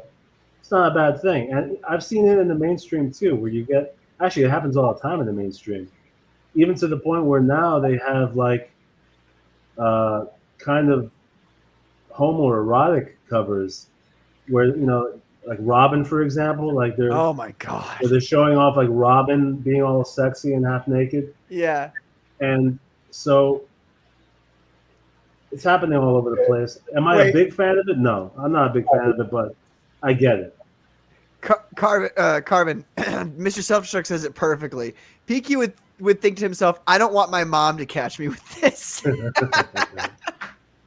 That's so true. Hey, I got a question for you guys in the chat and for you guys in, obviously, my co-host here. I'm trying to look up Inglorious Rex 3 on Indiegogo. Is it not on Indiegogo? I thought it was. It is. It's shadow banned, I think. It's shadow banned, 100%. I just typed it in. I know that my spelling is perfect here. So, ladies and gentlemen, once I bring it up, you need to go back Inglorious Rex 3 because obviously it's shadow banned on Indiegogo because they're fucking Marxists. I'm just gonna assume they're Marxists. I'm not exactly sure, but I'm pretty sure they are. Let me bring this page up here. Actually, this is what I need you to do, Carbon.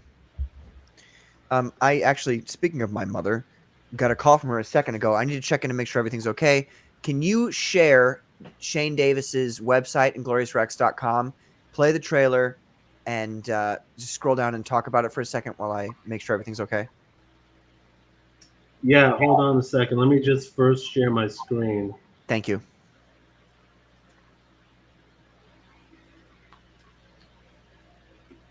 All right.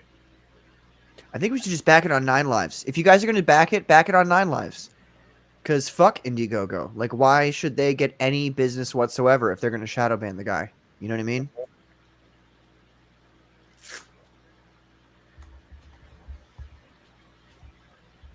Okay.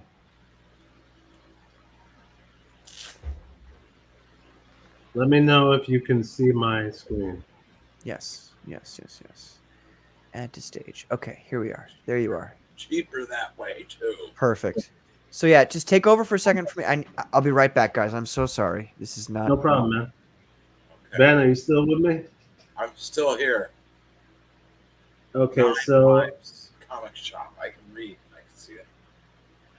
this is the 9livescomics.com website. Yes. Where a lot of people actually have been backing on here more so than Indiegogo. And I believe it's because on Indiegogo, the company gets a percentage of the revenue. On this website, Nine Lives Comics, all the revenue goes to Shane and his wife. So people are preferring that. So here we have the total amount that's been supported, 140,000. Nice. It's only been, I think, 48 hours now. But actually, the funny thing is, all of this happened in the first 24 hours. I think it got up to like 1:30 or something like that. And it's only been now just trickling in. So most likely by the end of the campaign, it'll be around 200, maybe up to 250. And yeah, we can take a look at some of the covers here. Does it have the options to get like the old issues too with that one? Yeah, definitely. Issues 2 and stuff. Yeah, issue 1, 2, and 3. I think if you scroll further down, Add on.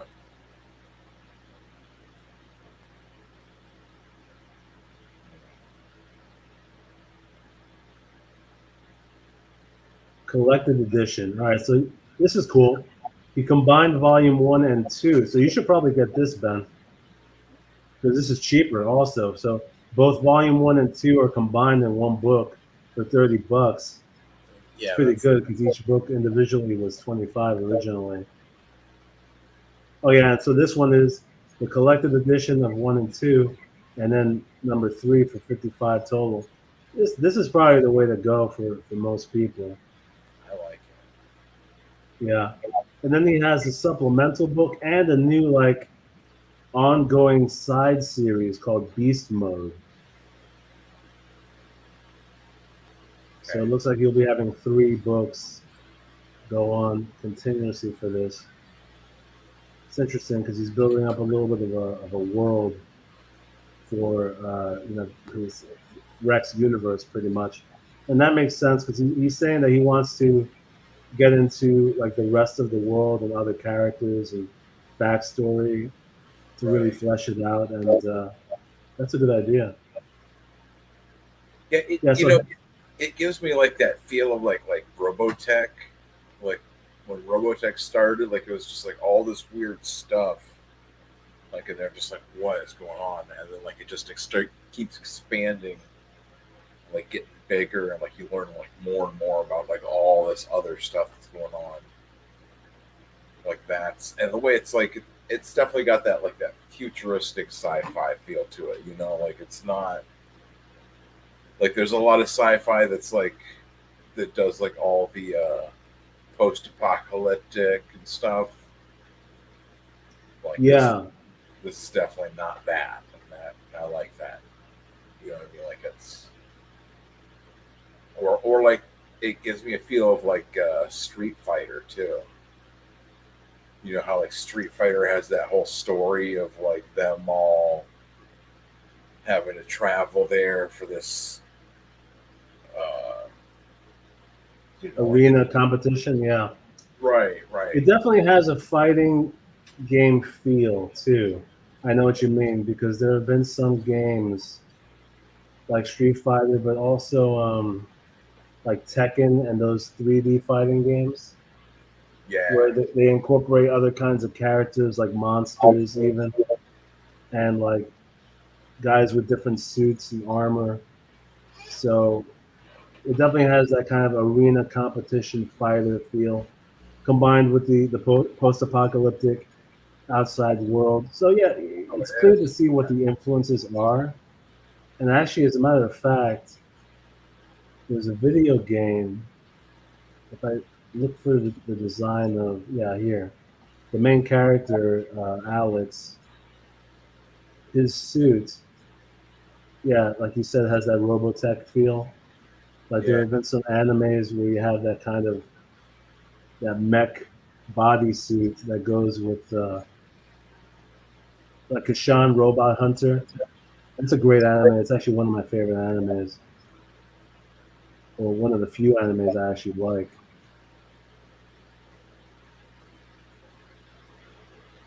But yeah, everything we look at, man, it's just like he hits the nail on the head in terms of the composition, the symmetry. The monsters look unique. It's a slam dunk. It really works. These are cute, the little toy models. Some people are into that. They look good, actually. Is that like what would you use those for? Maybe with hero clicks or something? Is that? Well, it has that feel of like that kind of miniature. There's a whole subculture of people who collect minis like this, and they paint them like, what is it, Warhammer? Oh. I never really understood it, to be honest. I guess it's just kind of like a collector's item. Apparently, there's a lot of money in it. I knew a guy who got into it hardcore all of a sudden. He just started suddenly buying them up and painting them and selling them, and apparently he was making bank. So I guess I can't knock it. Huh. Well, I guess, yeah. Every now and then I do see like people that have like painted like a set of miniatures and they're selling it. I guess if people are buying them, I guess there must be a market or whatever. The hats, I might get one of these hats actually. Well, this shirt is cool. I would get this. Yeah, those are the what is that? That's 232. Is that what it is? Is that the name of the? Yeah, the character. The Rex, is what he calls them. Yeah. So it still has its own mind or whatever. Or like personality. Like, is it like intelligent, or is it supposed to be like a dog, or like how smart is the Rex thing? There's definitely a level of intelligence. I guess it's comparable to a pet, yeah, like a dog. But the thing is that Shane added this element that's interesting, where apparently these creatures were grown in a lab based on the DNA of the fighters who connect to them. And apparently that's necessary in order for their pilots to be able to link with them neurally. Okay. And so I guess you could say it's like a mutated form of a human in a sense. It's like a giant human monster because it has human DNA. Okay. Huh. And it's made from the DNA from the driver. Yeah. Or the rider, or whatever you want to call them. Okay, well that's kind of cool. So it's like they're Decker says, in other words, it's a bioweapon or synthetic humanoid. That's right. Yeah, pretty much. It's kind of like their kid. Like their kid, if their kid was a giant like Godzilla kind of thing. Or a clone. I mean, you could even view it as a clone monster to be used as a weapon. That makes sense. Oh, I like it. Yeah, that's what I'm saying. Like, I definitely like all those. Like, that's one of the things that's like really cool with all the. I think like the classic like Akira and stuff. Like the way they have like all the technology stuff, and it's all kind of like linked in with what was Akira. Remember, like his arms growing all crazy. It's like mutating, and it's like mixing with the. It's just I dig it. Like. Yeah, I know exactly what you mean. Where this is kind of sci-fi, like bio weapon mechanization style. Akira has that too. A friendly version of like H.R. Geiger or something. Instead of being like demonic, it's more like kung fu, like Kung Fu Geiger. Patrick, you back? I am. Yeah, we've been looking through the tiers and all the different covers and everything. Nice. Good news, folks. Sorry I was gone for a second there, but another pregnancy in the Quinlan family. That's what that was. Oh, nice. So, congratulations. Yes, the clan grows ever stronger. In the post-apocalypse, you all will be knocking at our compound doors saying, please, please let us in. And I'll cock my AK-74 in 5.56 with a 4 grip and a red dot sight, and I'll be like, friend or foe. Anyway. And you'll form a new Puritan society. Well, look, bro, this is what's led us here where we are now. I'm not letting it happen again. Jesus is up there right now going, they're looking at Inglorious Rex 3, flooded again. You know what I'm saying? You're absolutely right, though, because, the country is falling apart now that nobody believes in God. We do need to get it a little bit more holy again. Yeah, true. But thank you for showing that. Thank you for holding down the fort while I was gone there. No pun intended. thing. You guys see that? Military puns.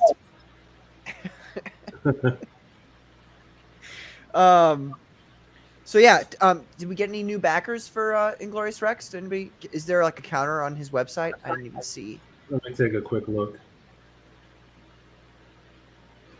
I have the before and after. So he was at 140,725. This would be interesting to see if we actually did something here. Yeah. It's funny, everybody's been making fun of the website taking so long to refresh, and actually it does take a little bit. Okay, nope. Nothing? But then again, our chat is rather small, so... It's true. Not Not yet. too many people here. Not yet. Many of them have probably already backed it too if they were going to back it. That's true. Dakar says, yeah, people need to start to behave and have a sense of shame. Religion can provide that. You guys, I was raised Catholic, so the whole Catholic shame thing, the Catholic guilt thing, I understand it. But I do kind of agree with him here. Like, there's a point at which you can't just do whatever you want. I'm sorry, but you actually can't. Within the context of the universe, within the context of universal law, you actually can't just do whatever you want. Because if you could do whatever you want, then that would mean the liberals and the leftists and the Marxists and the atheists are all right. Like, they're all correct. You can just do whatever the fuck you want, and it doesn't matter. You know what I mean? Well, it's the exact reason why the Ten Commandments came into existence. Because, they started worshiping a golden calf in the desert, and everybody was fucking each other, and anything goes, robbing each other. Mm-hmm. And, that's what's going to happen unless there's some order, there's some rule. Yeah. And people got to understand, like, there's a point at which, like, if you believe in all this stuff, I understand there's people in our chat who don't believe in all this stuff, and I appreciate you still listening to us even when we talk about this stuff. But there's a point at which humankind, like, it has to take little steps forward to get better and better and better. And one of those little steps, like Carbon just said, was the 10 Commandments. It's pretty basic. Like, it's pretty basic, the 10 Commandments. But then you have Jesus Christ coming along, and if you believe in him, he was like, hey guys, if you so much as look at a woman with lust in your eyes, you've committed the act with her. And he's trying to make a point. You know what I mean?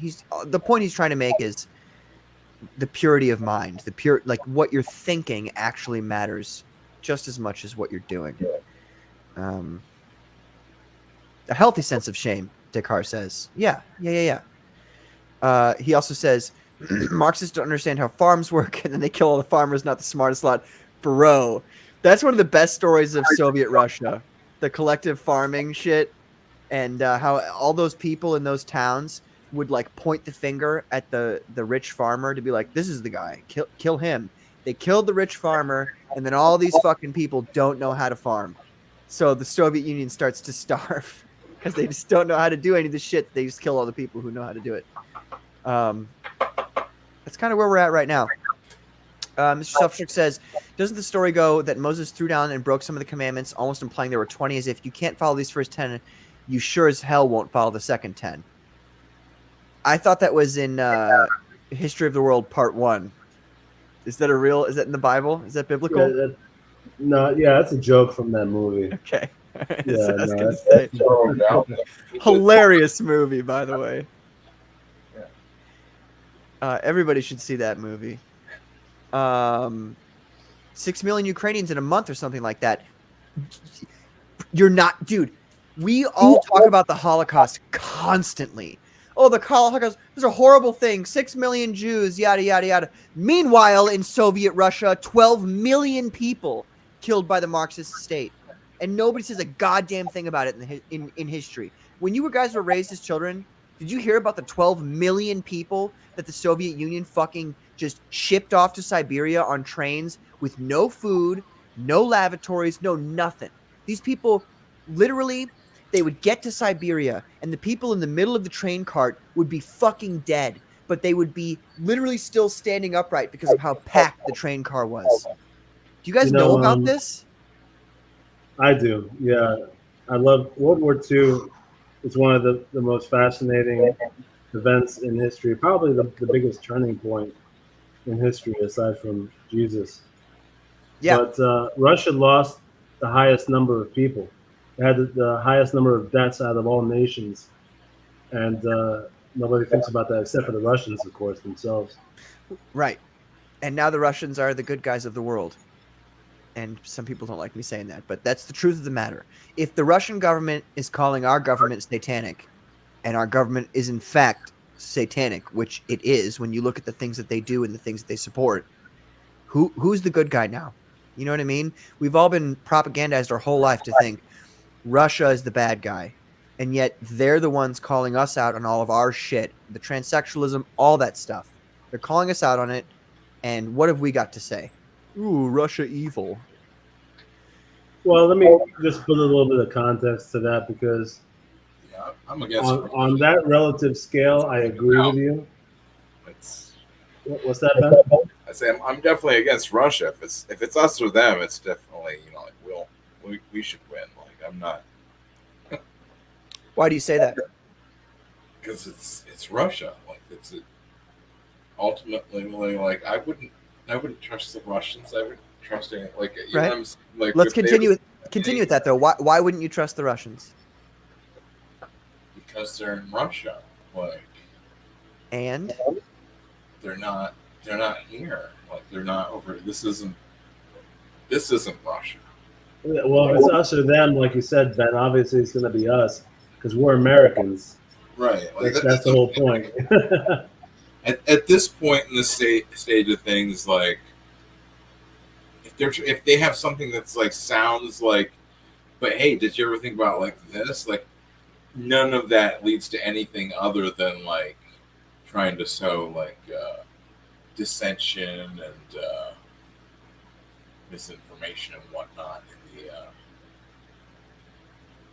ongoing world stage. Dr. Benlow, do you have like a particular beef with Russia right now? Like, is there something about them that you just don't like at all right now?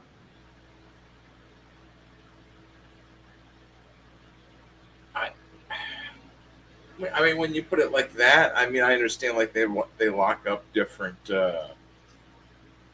dissidents and whatnot. Like his opponent, like Putin's challenger, they arrested and then like assassinated or whatever, didn't they? Like, does America do that? Well, we do. That's what I'm saying. Like, I don't agree with them doing it. I don't agree with us doing it. Like, so, or at least be open about it if we do it. Then that way, at least everyone knows what's going on. Do you feel like people in America know what's going on? No. So, I get your point, Pat. Obviously, it's comparable, and therefore, it's not a there's not a clear line between who's the good guy and who's the bad guy here. But what I was gonna say though, in reaction to the original statement about Russia being better now in this current day and age, is that morally, relatively speaking, currently that's true on a moral level. Okay. Because of religion. You know, you're Catholic, I'm Christian, and we know about the fact that America right now on a spiritual level is in the toilet. And that in Russia, Christianity is a lot stronger. More people believe. That's better. That's a good thing. But I'm not going to say Russia is the good guy, because that's too simplistic. You know, they have problems as well. Some of them are very similar to the problems we have here. You know, you guys were just describing. You know, so it's not. I know you know this too. Can I ask you a series of questions that are really quick, yes or no answers? What is this? You're gonna give me a series of 20 questions? No. I just want to see your opinion on the general subject. Well, of course you can ask. Okay, is America the good guy?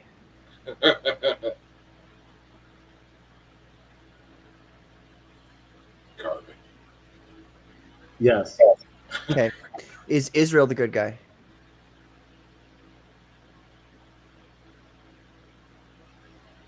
You don't want to. If you don't want to answer that question, I won't make you answer that question. You know, I don't think these are simplistic yes or no answers, because, like I said before, posing it as just the good guy or the bad guy for a whole country, it's not. There's not enough context there, you know? Yeah. No, America is the greatest country in the world and in history. Okay. I have full confidence in that. And I will back America to the end. Obviously, it's not perfect. Other nations, they have flaws as well. I'm not ignorant to the fact that there are some things about other countries that are better. There are other things that are worse. Okay. Mr. Selfstruck says there are no good guys. I don't know about you guys, but that's kind of how I feel.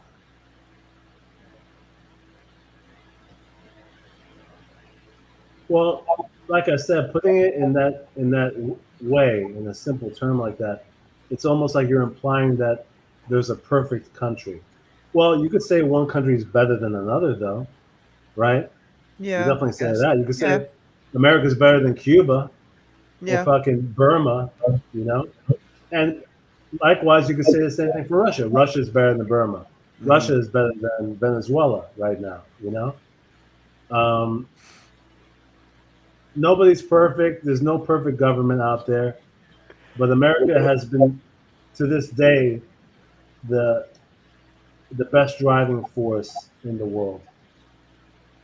I would agree with you there. Yeah. And I'm not a big fan of like following the state and what the state says, but not currently, certainly not currently, but throughout history, America certainly has had the best state of all of them, probably up until World War II, I would say. World War II, I feel like, was the switching point for America, going from America first to globalist pigs. It was a big turning point. I believe that the JFK assassination was the biggest turning point in American history. That is a subject I would love to get into. Get into further with you. That was really gay. Into with you, yeah. Right. Let's get into it with you. That's a subject I like to suck. I mean, but yeah, no, there's a lot to talk about there, and it's fascinating. It's wildly fascinating. Not enough people talk about it anymore because right now it's treated just like a fun conspiracy theory. There's more to it than that. There's more to analyzing the country in terms of pivoting from that point on. If you think about it, that happened in 1963.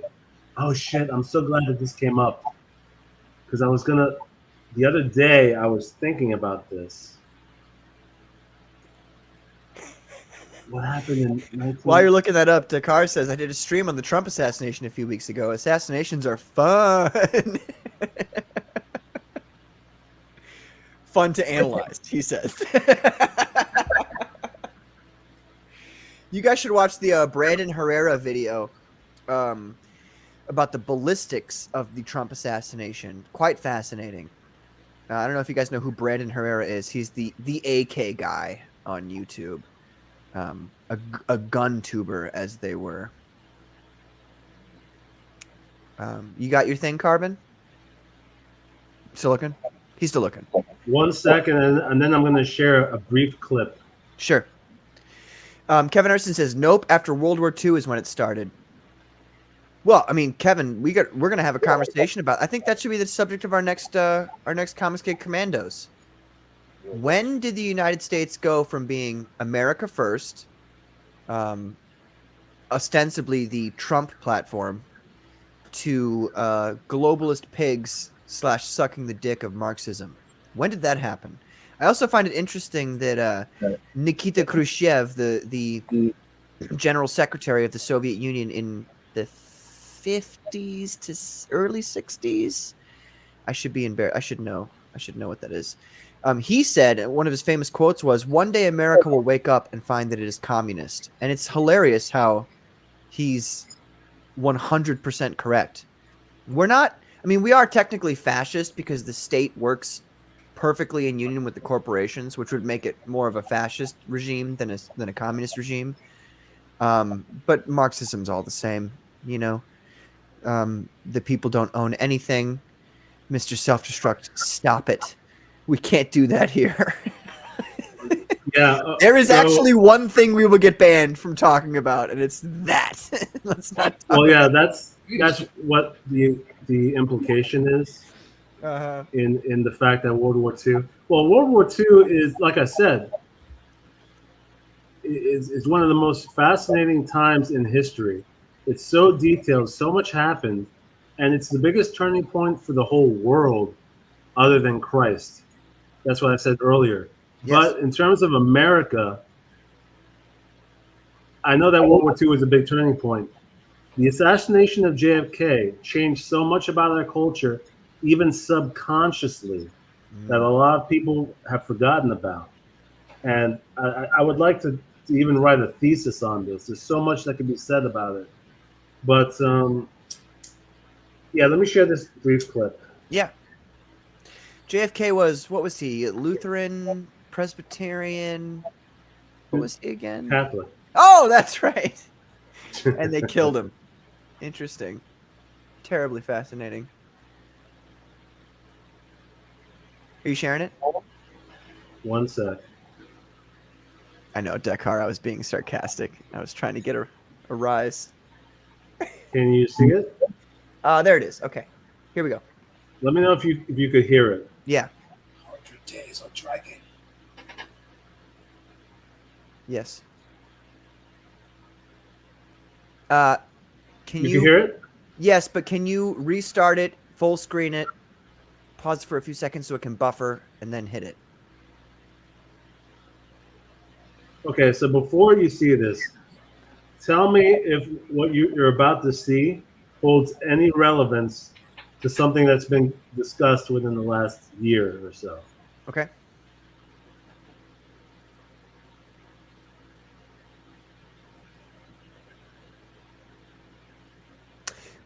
Can't hear anything. Oh, wait. It's coming in and out. I can see the visuals just fine, but it's not. I can't hear anything.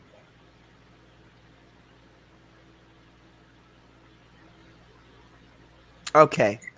There's not too much in the audio that you missed. Only a couple of statements. Yeah. What he said in the audio was, with this new technology, we can change someone's appearance and then bring them back, within a matter of days. So what you're saying, Carbon, is that Joe Biden's already dead.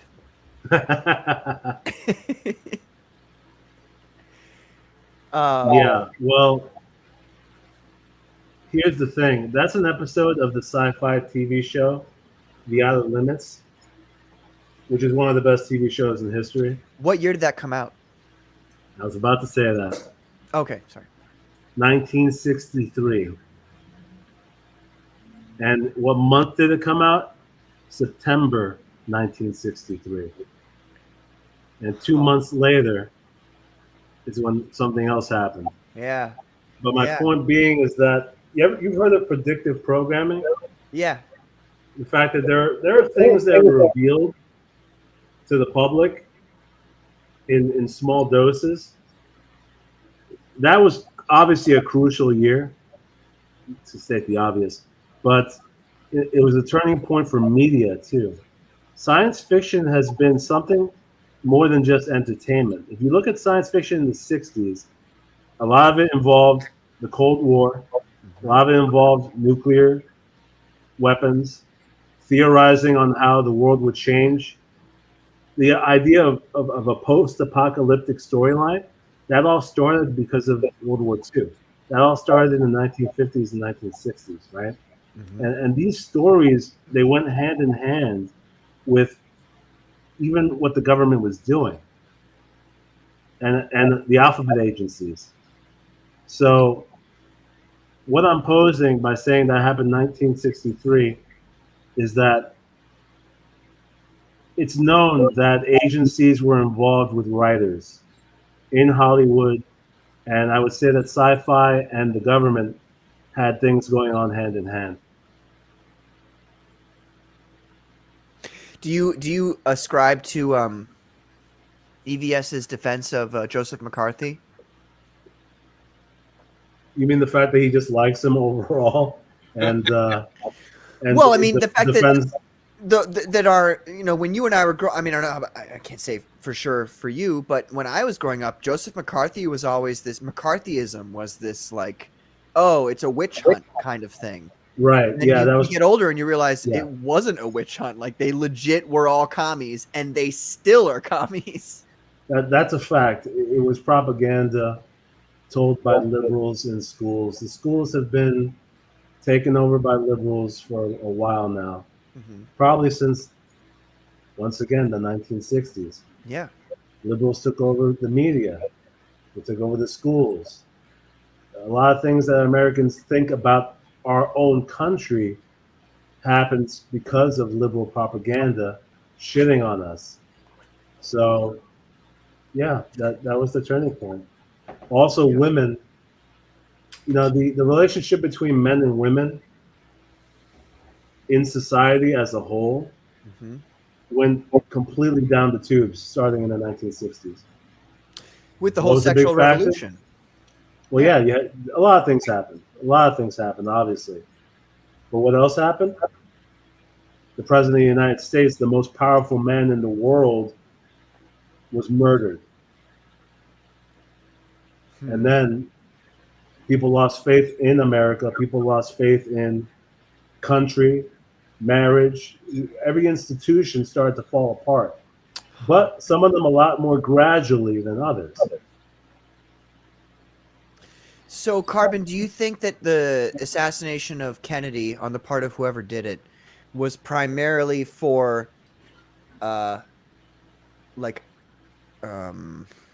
operative reasons in the immediate time frame that existed, or was it more for, like you said, kind of the disillusionment, what's the word I'm looking for? It also starts with D. Demoralization of the people over the long term? I think the demoralization was the byproduct of the event. I don't think that was the intention of the murder itself, of the assassination. I think it was done for the interest of the group of people who set it up. For sure. It was for their own interests. Yeah. I would say I agree with EVS on the McCarthyism shit, but when EVS starts talking about JFK's assassination, he is so woefully ignorant about the subject that it like hurts me sometimes. It's like, guy, go read other books that disagree with what you already think. Like you need to go listen to other people who disagree with you to find out what's actually going on. Well, he's very knowledgeable about it. He spent a lot of time. He's not very. I would disagree with you there. He's not very knowledgeable about the subject of JFK's assassination, because he doesn't even mention some of the things that would have gotten JFK assassinated. And some of these things I can't mention right here. Well, dude. But in the end, I think I remember him saying that he thinks it was just a lone random act. It was just a Complete lone bullshit. gun. Nonsense. No, is that his conclusion? That is his conclusion. Yes, that it was Was this that it was some random commie who was upset. That I don't think he really. That I it's don't think all he. just communism. I don't think he truly believes that. I think he just said that. Just as He's like a smart guy. Ethan's a very smart guy, Well, that's and true. he claims that he spent time looking into it. You know, watching documentaries, reading about it.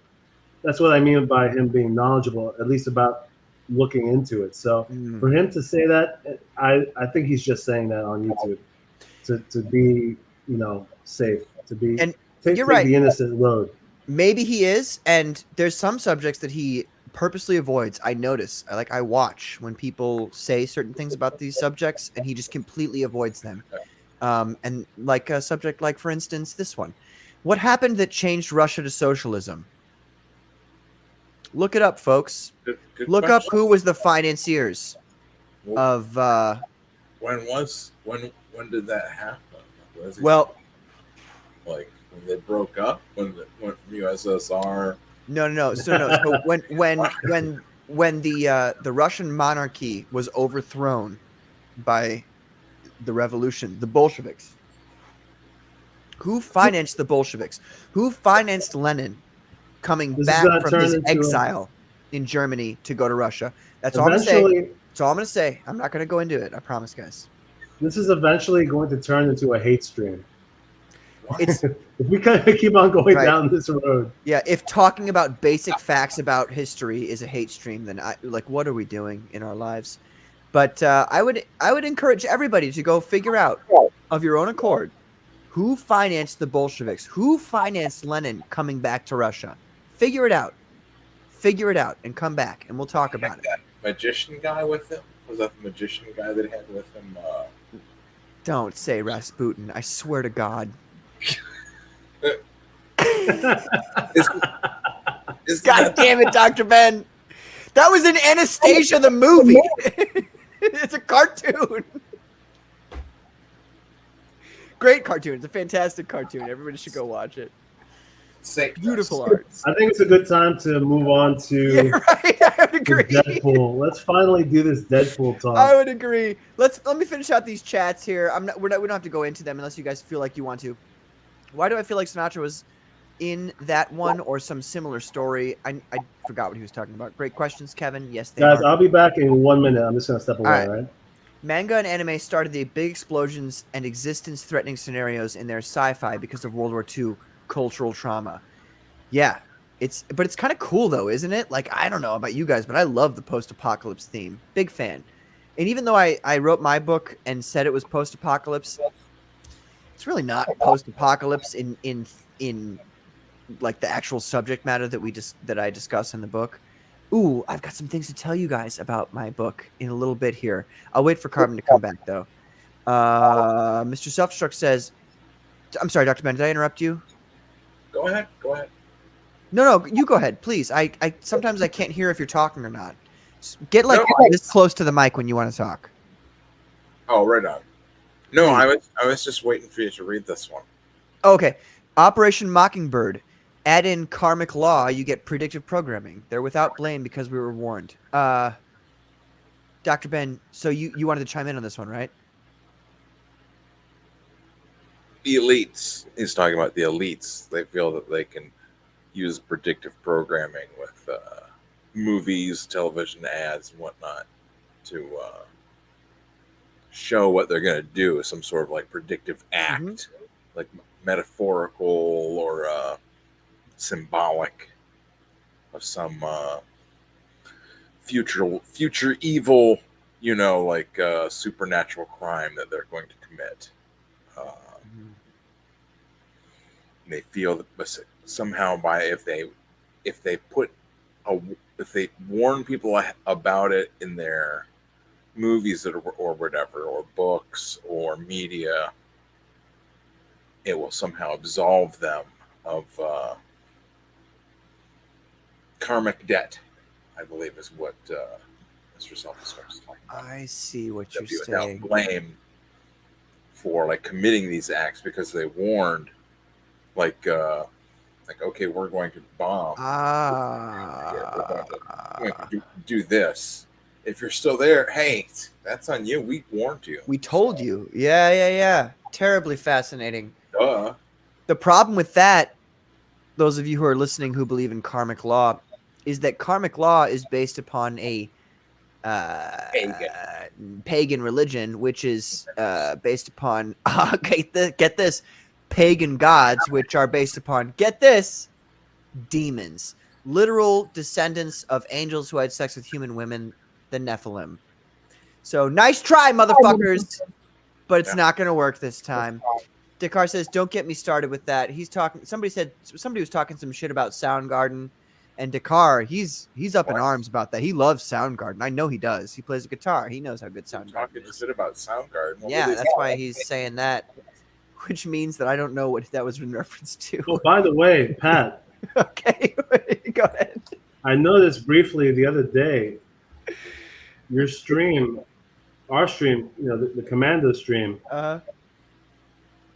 YouTube is doing something where the views they went down, because last week I actually watched it over again to look at some of the discussion, and it went up to like 91 views, and that was like right after we were done. It was at like 91 views. Yeah, and then it went down to like 75.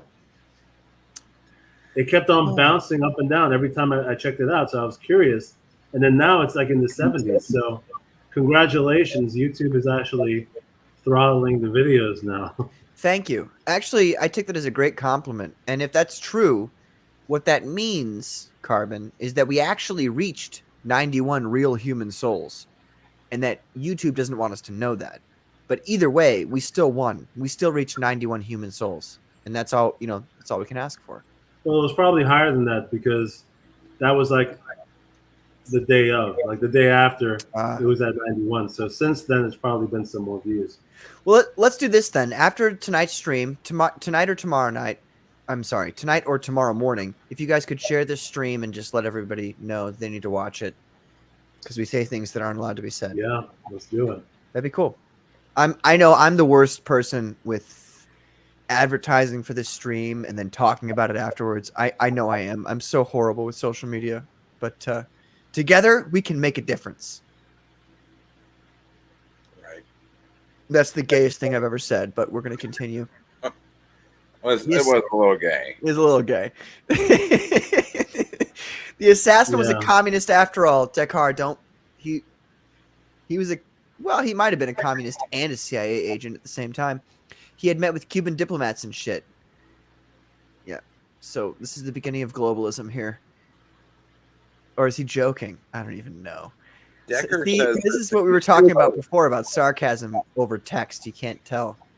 Go ahead. They used to cover Pretty Noose. Decker was maybe in a band. Do you see that? Like down Let me catch up to the chats here, and I'll see that here.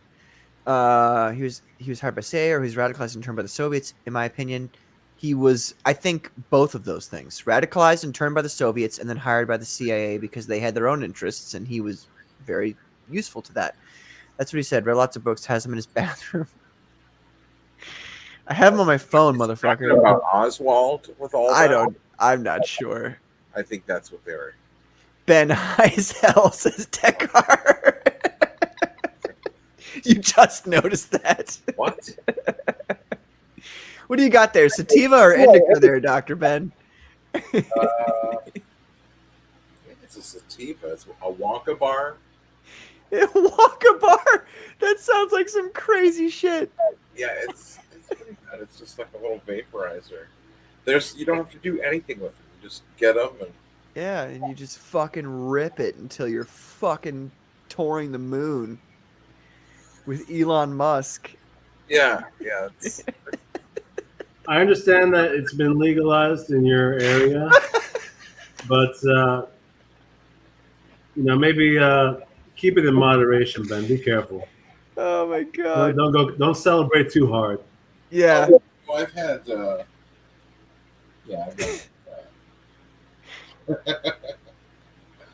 Right. Well, I don't get too crazy here. Well, yeah, what I Bro, mean I is could that tell now that 5 minutes after you logged on that you were fucking gone. Yeah, dude. I could tell. I was like, let's see how this goes. It'll be funny.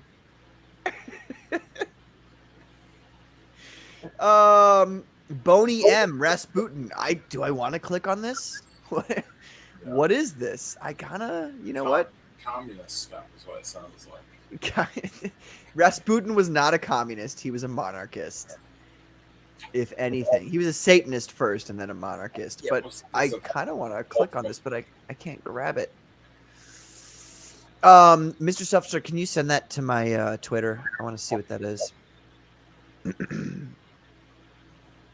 Guys, I'm sorry that I'm so slow in the chat. Sometimes when we get really into the conversation, I just get into the conversation and I lose the chat. Used to cover Pretty News. Soundgarden is... Oh, wait. Soundgarden is good, lol. It had nothing to do with that. Yeah, you better say that. I would have kicked you. I would have fucking kicked you and banned you. I would have had Mr. Self-Destruct ban you if you said Soundgarden was bad. Oh, I've been in dozens of bands. I've been playing for 20 years. Look at this. We've got so many talented musical people here. You know what I mean? That's so cool. Guys, we need to like... All right, I'm going to make a call. I'm going to make a call out here. Johnny Scab, who you should know, and if you don't know who he is, shame on you. You're not real Comicsgate. I'm just kidding. That's a joke. But you should know who he is. Johnny Scab and I have been talking about, and we've been kind of going back and forth about what we want to do to make essentially it's a Comicsgate themed album. It doesn't have to, the song doesn't have to be about Comicsgate. It doesn't have to be about a Comicsgate comics. It's just about people in Comicsgate making music. We're going to make Music-Gate is essentially what no, I'm just kidding. But, you know, if you guys want to be involved in that, hit me up, DM me, please. That's such a, God, it sounds so gay when I say that. But please, slide into my DMs. Let me know that you're interested. How about this? Don't use any of the hip phrases that they use. Hit me up, guys. Right. Get on fleek, yo. Slap my ass. DM me on Twitter. Yo, guys, smash the like button. Right. Oh my God. No, seriously, Dekar. Now that you're, and I'm gonna follow you back when I get a chance when I get off here, because if I switch out from this tab, this StreamYards tab, everything's gonna go to shit. So I'm not gonna switch out of this tab. But DM me on Twitter if any of you guys are interested in adding to the whole music thing. Carbon and I have already we've agreed that we're gonna do something. I haven't really. Carbon was like, "Yeah, I'm down," and I'm like, "Okay, cool." And I never said anything to him after that. So we're gonna do something. We're gonna figure something out. We're gonna make some songs for this Comicsgate album. It'll be sick. The way I'm thinking about it is, if you guys have any any background in the grunge scene from the 90s in Seattle, there was a record label named Sub Pop, and they essentially had they had Pearl Jam, they had Soundgarden, they had Nirvana, they had Mudhoney, they had Tad, they had fucking everybody from that scene on their record label. And one day they were just like, we want a song from all of you to put on this conglomeration album. And it's really a fantastic album. And that's what I kind of want to do with Comicsgate. It was Johnny's idea originally, but I'm going to totally hijack it from him, as I have done with several of Johnny's ideas. we're just gonna move forward with some sick ass Comicsgate music. Let me catch up with the chat here, and then we can move on to Deadpool and Wolverine. I didn't even think about it. I have a lovely British ex who loves Soundgarden, even played guitar and covered them. She's single now. I vape Delta 8 myself, says Dakar. Mine is called Euphoria, he says. Delta 8 is like 1/5 the potency, though, so it's just a bit buzzy. That's, now, for me at least, I don't know about Dr. Ben. It seems like Dr. Ben's not on that right now, but the whole getting totally blazed, I'm past it. I like the buzz, but I don't like the blazed. What do you think, Dr. Ben? It just depends. Moderation is the key, and the tolerance. Anytime I have it, it's I have to keep in mind I build up a tolerance real fast, so that it's like you need like twice as much. You do Yeah. the same thing, and it keeps like getting more and more, and it's like, okay, I need to take a break for a while. And like, Especially with the vape, huh? Do you feel like your tolerance builds up way faster with the vape? yeah, and like usually, like this is the first time I've had like a vape that doesn't make me like cough like uncontrollably. Mm-hmm. Like usually I'll get like the little, like the little vapes or whatever, and like Yeah. I hit it, and it would just be like as soon as I hit it, it would just be like just Yeah.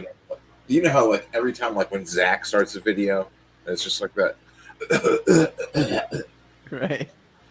It was like that every time, and it wouldn't end. Like every time, like I think like I just like hit it again, I'll kind of like like that prime the pump. Like okay, now like hit it again, and now I'll be good. Every time I'd hit it, it would be the same thing, and it was like I tried like all kinds of different vaporizers. I had like the medical card for a while or whatever. Mm-hmm. And they were just the ones that were like the already pre-made oil were just not good for the hood, So that's what I'm saying. Like this one, I just like gave it a try. I was like, oh, it's been a while since I've had one of their vaporizers. Let's see if they've gotten any better. And happy to say. Yeah, bro, you've been ripping that fucking hard tonight. Just saying. Yeah. Just saying. Wait. Mr. Self-Destruct says, pussy in bio. It's true. She got married. We had a terrible breakup. Rah. Well, she's married, but just because there's a goalie don't mean you can't score. That's a joke. Ladies and gentlemen, come on. Come on. I make jokes all the time about sexuality. I know I'm very strict on it in real life, but I like to joke about shit. Let's have fun, shall we? Boo, internet went out. Okay. All right. It's 9:35. We're well past due to talk about what I would consider the best superhero film since No Way Home. I think that Deadpool and Wolverine, while it is not the greatest movie of all time, I don't even think it's the best Deadpool movie of all time, if I'm being brutally honest. I will say it is the best multiverse movie, and it is the best MCU movie since No Way Home. Thoughts? And by thoughts, I mean Carbon, because Dr. Ben hasn't seen it because he's poor. Right. Yeah. So it's just If I me. saw it, it would be. I am interested to see what Carbon thinks about it. Well, some of those statements I could agree with. Since No Way Home, there hasn't really been any fun superhero or comic movies at all. So it's definitely the best one since that movie. And then in terms of multiverse movies, I get that you're a Deadpool fan, so there's some bias that you like Deadpool a lot. Sure. I enjoyed this movie, but I did like No Way Home more, the Spider-Man movie, that multiverse movie. But in general, I don't really like the whole concept of multiverses. And this movie uses it as a joke. It's kind of overall, this movie is more so a comedy in a lot of ways than it is. It's not a serious movie, obviously. So it's tongue in cheek about a lot of things, and that's what Deadpool has been since the beginning. So that's what you're in for. That's the style. So it's consistent with that, and you have to know what you're getting into, in order to have context for critiquing something. Mm-hmm. And so, as a Deadpool movie with all those things in mind, it was fun. It was entertaining. There were things about it that I don't like, and go into detail on those. I'd love to hear that. Yeah, what didn't you like?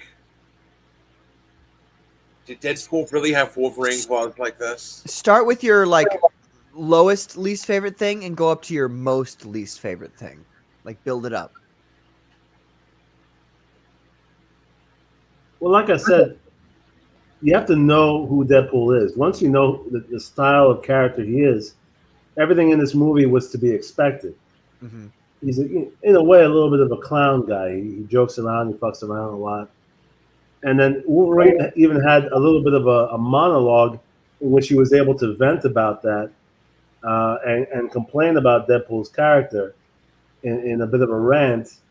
And then it led to a fight scene in the movie. It was kind of one of the notable moments of the movie. But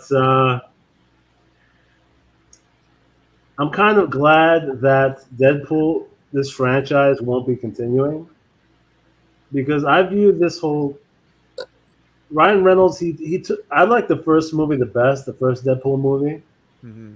because it was a little more balanced. In this movie, he took the gimmick and cranked it up to 11. Mm-hmm. Like all the sarcastic jokes and then even this, like the gay jokes and the sexual jokes, and like the making a whole mockery of superheroes overall, and being like self-aware so that like you have to laugh about it, so none of it's really serious at all. Like he cranked it up to 11 in this movie, Mm-hmm.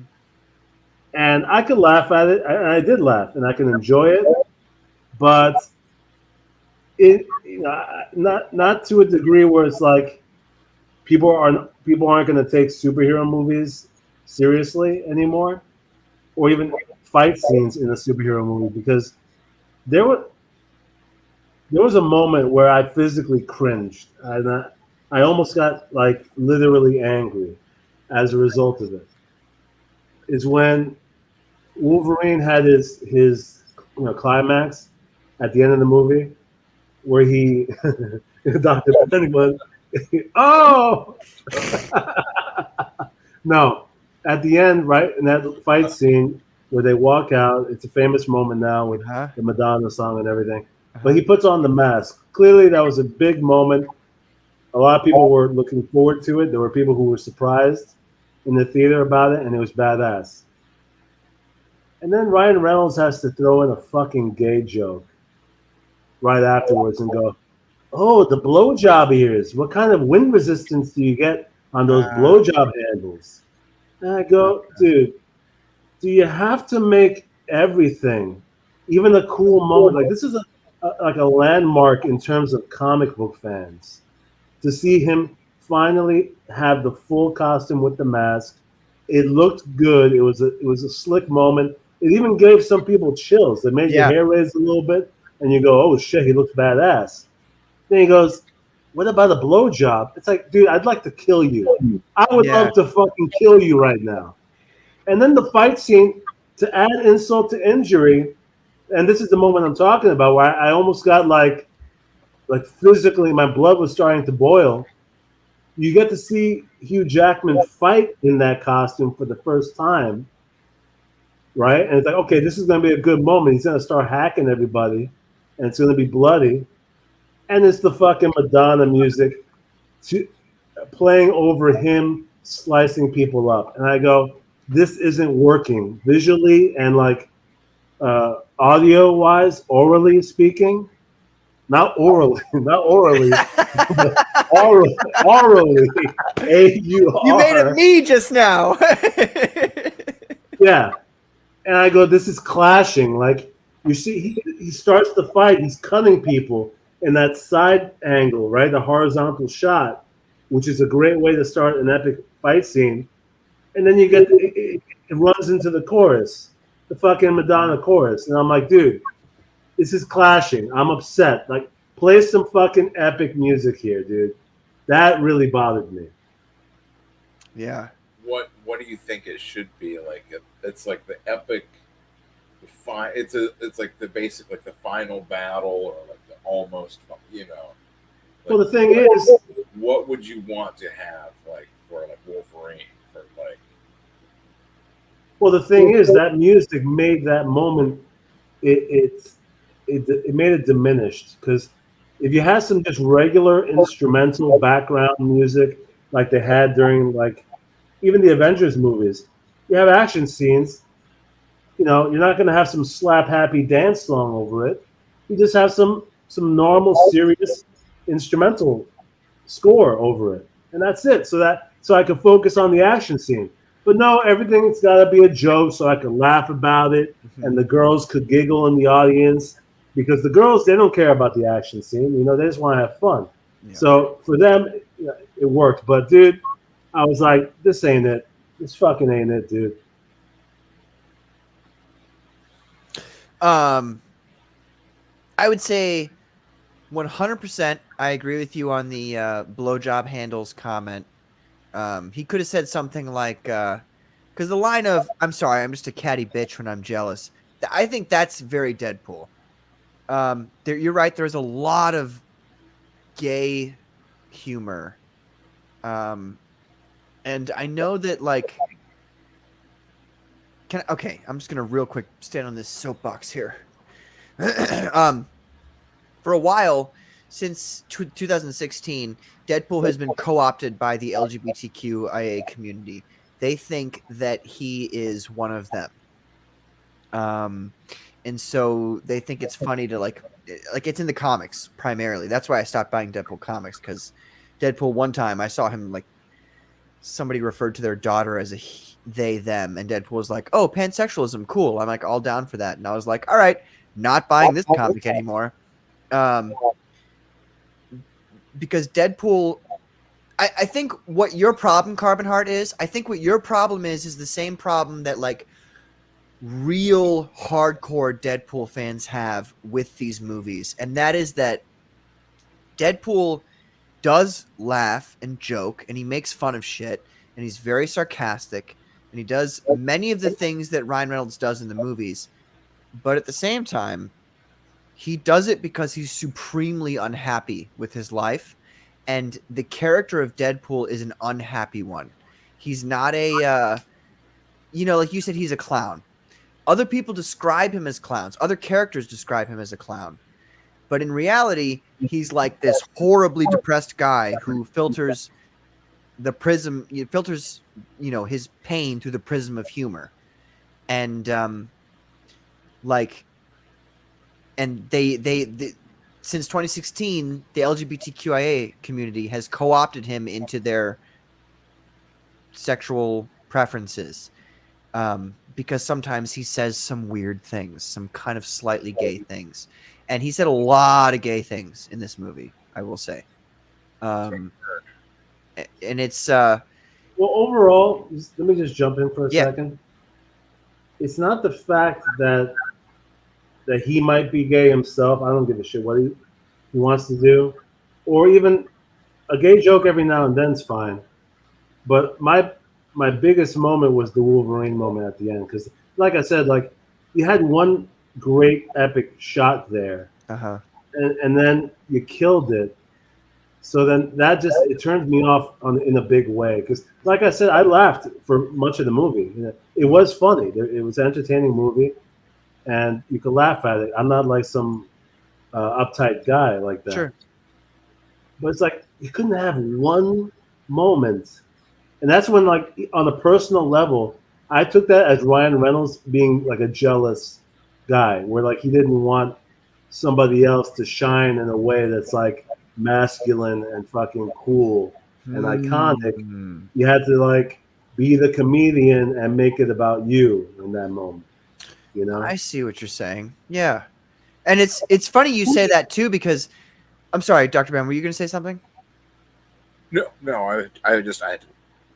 Oh, sorry. I thought you started talking. My biggest issue with that, Carbon Heart, that whole scene, other than the blowjob handles comment, because it's like you could have said many other things, and you could have still made the joke and also had Wolverine still seem like a badass.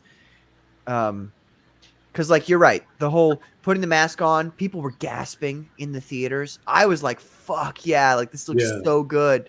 And then he makes that kind of, homoerotic comment, which is like, okay, it kind of takes you out of that moment. I totally agree. The thing for me was like, you guys really used like the whole Deadpool core thing. I felt like it was kind of lame.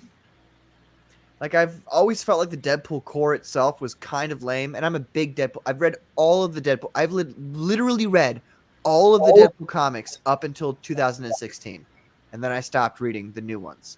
I've read all of them, even the ones that's not titled with Deadpool. Like, I've read all of them, and it just felt like you guys could have ended it with like if it was like a bunch of TVA guys. It would have done the same thing. You know what I mean? You would have had a great big old battle with Deadpool and Wolverine. Also, it would have been less visually weird. That scene was visually weird because you're like, which one's the real Deadpool? You know what I mean? Like, which one's Deadpool Prime? And you're trying to figure out who he is while also predominantly at that point you're focusing on just what Wolverine's doing because you're not even really sure which Deadpool's the real Deadpool. So you're just like, Honestly, okay, that guy won. Okay, so that's the real Deadpool. It You know wasn't what I mean? even really well done in terms of an action scene. Yeah, I agree. Right? Like it looked messy. There was a lot of CG. It's like the idea of it is better than the execution of it. Very messy. To me, it didn't matter that. I mean, a lot of people criticized that plot point where they're like, "Why is the Deadpool core here all of a sudden?" And that's kind of like the whole movie, though, because you every scene in the movie, nothing really made any sense. And I get that that's not the point of the movie. It doesn't have to make sense. It's just a bunch of nonsense put together for the sake of being a comedy / buddy cop movie between Hugh Jackman and Ryan Reynolds. Like, that's the purpose of the movie. Everything else is just, we threw it in there. Like, some of it's funny. Some of it's like, oh, hey, look, there's a cameo. And so you get those moments. And like I said, I laughed. There were moments I enjoyed. Overall, I liked it. But like I said, I got heated over that one Wolverine thing. And Ryan Reynolds now, it's funny because I originally didn't like him in the past. And then when Deadpool came out, I started to get the appeal. I'm like, okay, Ryan Reynolds, he's talented, and I get it. But now he fell all the way back down in my eyes. I'm like, so you're saying you knew about Deadpool before the movie came out? The first one? Yeah, I've seen the first movie. No, I'm saying like you knew about the character Deadpool before the movie came out. Yeah. Okay. No, but what I mean, I'm talking about Ryan Reynolds specifically as sorry. an actor. I must have misheard you there. No, not Deadpool.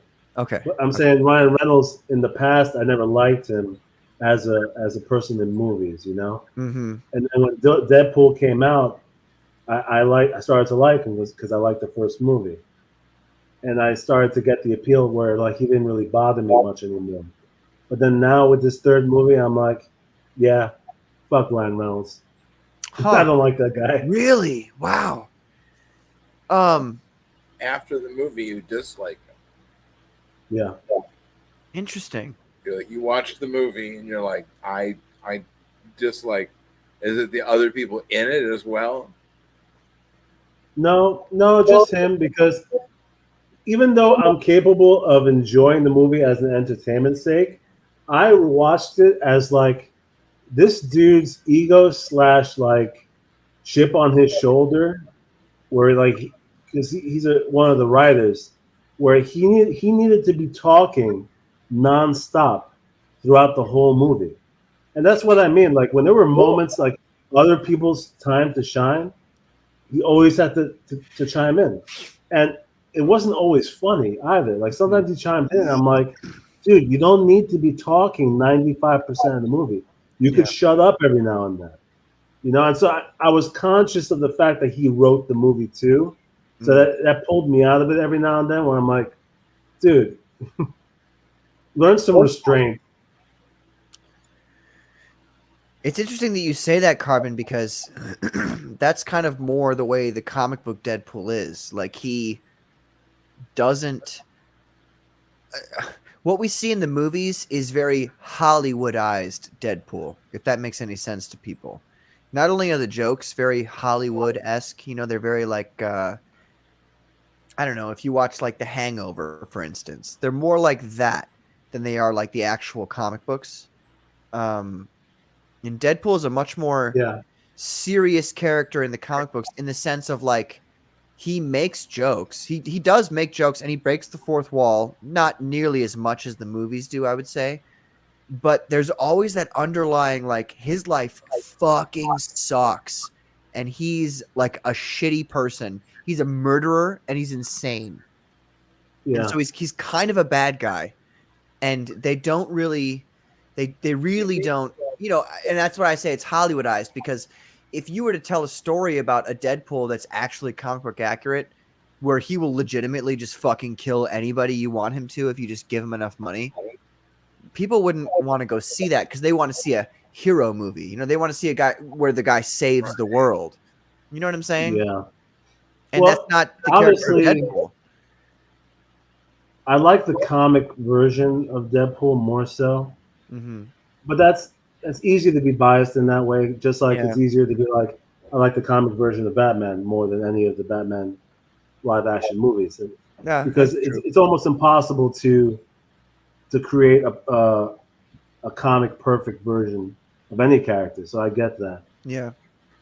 I think it works a little bit better in the comic medium, to be honest, like what you're describing, because for one, when you have the main character narrating the book also, and also breaking the fourth wall, I don't know, it works in a different way when you're reading it versus when you're seeing it on screen. You know what I mean? Yeah. It just feels different. It does. I would say in counterpoint to what you've said about hating Ryan Reynolds after this, I would say that all of the characters that, how would I put it? The Deadpool series is the most comedic and, you know, off the cuff kind of series of all of the comic book series. But I would say that I personally feel like the Deadpool movies have gotten these characters more correct to their comic book counterparts than all of the other movies. I You're really, right about that. I really do feel like that. Like a Juggernaut from Deadpool 2. First of all, Deadpool 2, a lot of people who naysay that movie.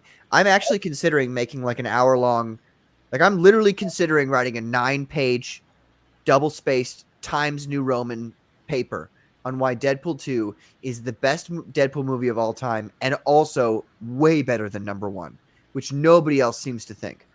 I think I'm going to do that because it really bothers me. Like Deadpool 2 is a fucking amazing superhero movie, and the best Deadpool movie that exists. Even after this third one, I still think it's the best Deadpool movie.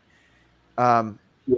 But I lost my other points when I started. Well, I like so that. Let me say some positive stuff because it feels like, you know, let me get a little more positive energy coming out of me. I don't want this to be negative. Sure. I liked the first 2 Deadpool movies. I really did. And what you're saying about Deadpool 2 is true also.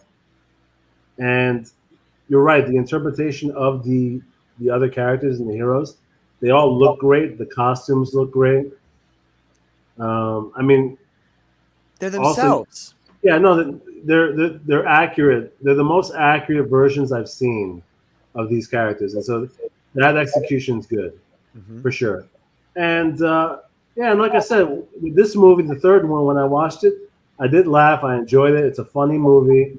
I'd even recommend it. I would even recommend for people to watch it because it's just entertaining. But I guess you might call it a pet peeve of mine, where like sometimes you ever like you're looking forward to something like being done well. Yes. Like Wolverine is one of my favorite characters. I would put him in the top 10 comic characters. Wolverine individually, he's just awesome in all senses. You know, the design and the character himself. And so that moment, you know, was big with the mask and everything, and you know, you just want to see it done like to the Real best. quick, of Carbon, can you tell us? Did you think that his costume in that movie was good? Yeah, I'd give it a B plus. It wasn't perfect. The one flaw with the mask, overall, I like the mask. The one flaw is that the white of his eyes were too big. Mm. I watched it again. I actually watched the movie twice, and then I was watching the mask. I'm thinking like, what's wrong with this mask?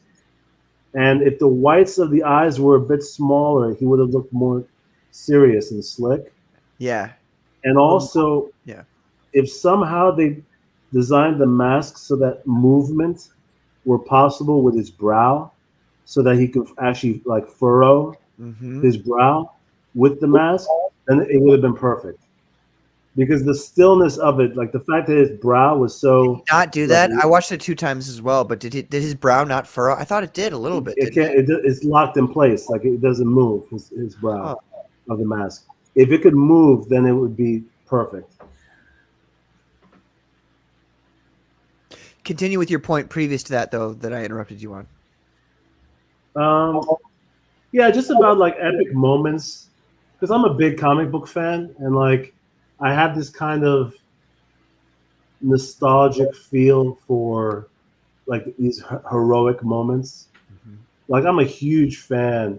You know that Batman's my favorite character. Yeah. And like so, it bothers me when I see someone like characters like that being made fun of or reduced into silly moments. I see. And moving on from the Wolverine thing, like Batman Begins and the Christopher Nolan trilogy, I have an appreciation for because you got to keep in mind, right before Christopher Nolan, we had Joel Schumacher's Batman and Robin. So look at the change with the nips and everything.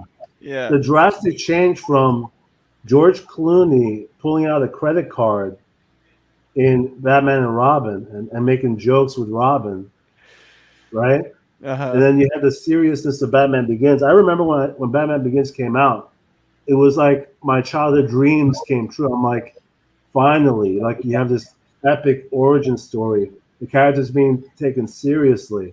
And then even the score, I remember I think it's Hans Zimmer. Yeah, it is. Had that epic score. And then the introduction of him in the costume, they took it seriously, like when he appeared, it was dark. He was in the shadows.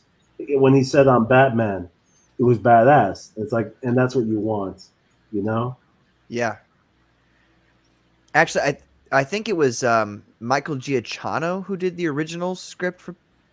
There was somebody did the first Batman Begins, and then somebody else did. Hans Zimmer did the second. I'm pretty sure. Let me see. Michael Giacchino did the score for The Batman with Robert Pattinson. Did he really? I didn't even know that. Yeah. Wow. But who did the score for Batman Begins? I know there's 2 different people on Batman Begins. James Newton Howard. There it is. James Newton Howard, who was also, if I'm not mistaken, the A Nightmare Before Christmas guy. And Hans Zimmer was on Batman Begins, but then he really took over with. No, it's literally both of them, Hans Zimmer and James Newton Howard on Batman Begins, and then it's I think it's just Hans Zimmer onward for The Dark Knight. Yeah. Anyway, continue. Sorry. No, I love it, and I want more moments like that because. James Gunn, for example, he's making the next Superman movie, and I'm nervous about it. Yeah. There are some aspects that are looking good.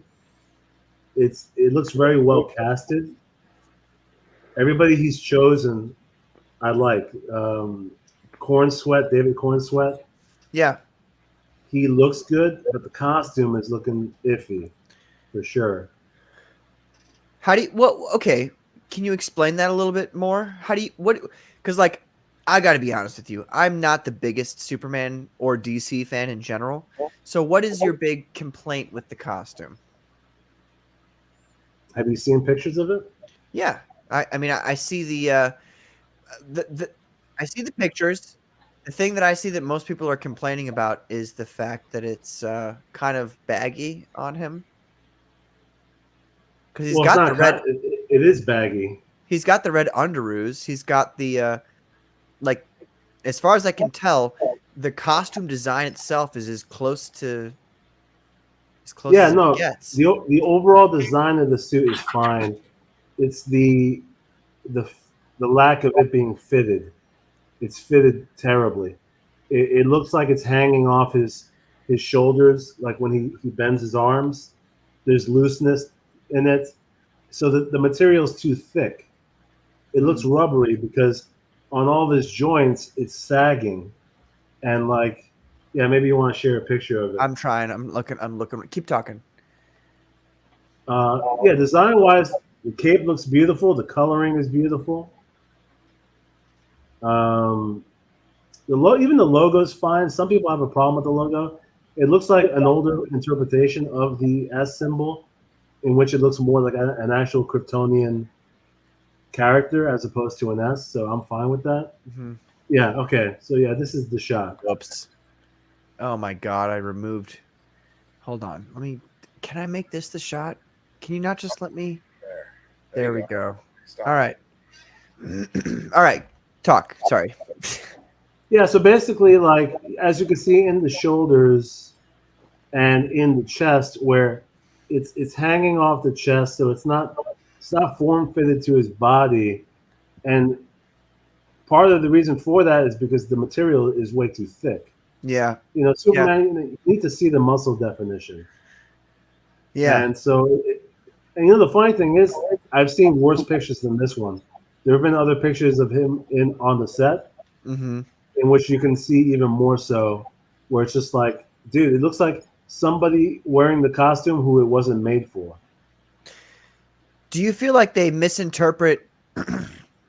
Because like of all the superheroes that exist in Marvel and DC, I feel like if there's one superhero who can wear literally a spandex skin tight costume and it just doesn't matter or bother at all, it would be Superman, because he's already got, his aura of invincibility. Yeah, him and Batman could really pull that off, mainly because of the cape too. And well, like Batman is like a real guy who has to like deal with. So you could make the argument Batman needs to wear armor, and it would make more sense. But Superman doesn't need to wear armor. He's literally invincible, and he has an aura. It's been a while since I've read it, but what, an inch around his body, an aura of invincibility that just like kind of prevents his suit and him from being. So like he can wear literally just fabric, and it wouldn't matter at all. Well, you know what's funny? Let's do a little bit of a comparison here, where if you pull up Brandon Routh from type in Superman Returns. Brandon Routh. You're gonna see whatever happens here. Yeah, we're gonna come up with some midget porn again. How do you spell Routh? R-O-T-H? R-O-U-T-H. Images. Oh Yeah, so- God, this movie. Oh my God, dude. But this is an interesting thing about the suit. Go to the full body. Yeah, he didn't look right in it either. No, but that looks better. Hold on. Let me get it up. No pun intended. Let me get it up, he says. Yeah. Actually, you're right. I have very bad memories of this movie. It's not a good movie. It's not a good movie, but this suit is super good, though. You're right. Yeah, it's just like the red's a bit dark. It's not a perfect suit, but in terms of the form fittedness and the thinness of the material, it works. That's just the way Superman was designed. And you're right, the whole aspect of him being invincible, and also he has to be jacked. Let's get real now. Brandon Routh here, he's not huge, but at least like you could see muscle on him. Yeah. I mean, just the suit. I mean, I bet you he's way more jacked than like what the suit shows, because it is a fabric. It's probably a pretty thick fabric, I would say. Like, I like this picture of the suit, but I don't like Brandon Ruth in it. Why not? I'm not a fan of him either. He's not perfect, you know. Why do you guys like Brandon Ruth? He just doesn't look right. Like, he looks like Justin Trudeau. I mean, I think he's good enough. I think there's bias because of the fact that we know how the movie was. Because let's say we never saw the movie and we just saw this picture. I think you'd look great. Yeah, you probably think that it's better, you know? Yeah.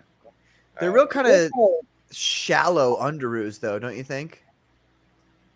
Yeah. Look, could his belt be up a little bit higher? It could be a little better, the underoos. I also don't like the double S's. Get rid of the S on the belt. Unnecessary, Yeah, weird, yeah. overcluttered. The red is too dark, and also, yes, I don't mind if you give him a bulge. I mean, come on, guys. We don't want Superman to fucking be tiny here, you know? No, and the women will love the bulge. Come on. Yeah, come on, dude. I didn't give my opinion on Deadpool though. Did I? I didn't. I kind of did, but I kind of didn't. But as Not too much, yeah. Yeah, as you a didn't say much. confident Deadpool fan, let me say, folks, let me put it like this.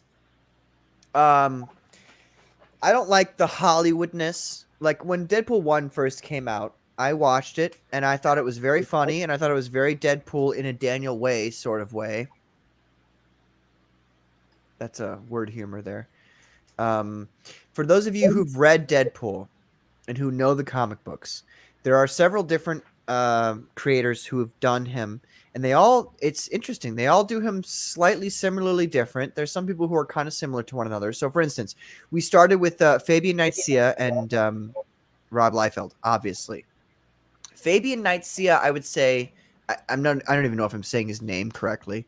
Nicieza, I don't know. Dr. Ben, you correct me. No, you know what I'm talking about, though, right? His name, Fabian. Fabian. Whatever the fuck his last name is. Yeah, he does Deadpool. I think it's Nicieza.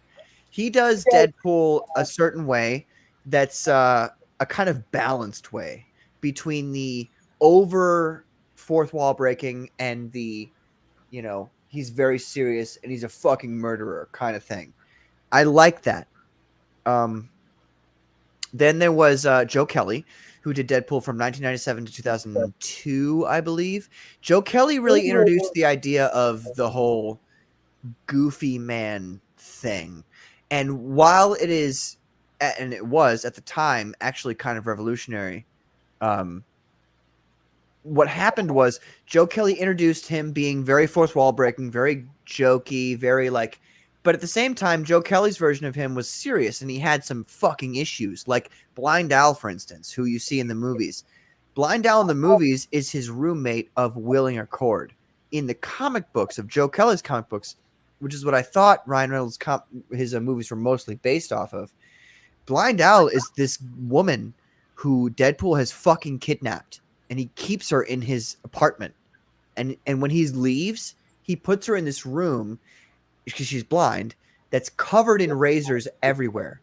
So if she wants to move, she's going to have to like find a way out without cutting herself. It's kind of fucked up. Like that's Deadpool. And then we get to, what was the next one? It was Daniel Way.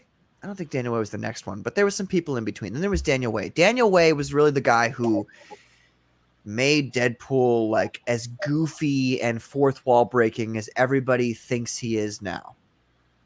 He was the guy who a lot of hardcore Deadpool fans don't like because he goofified Deadpool far too much. When before we liked Deadpool because he was like horribly mutated, a piece of shit. He would murder anybody for money. He was not a good guy, and also he was funny and broke the fourth wall.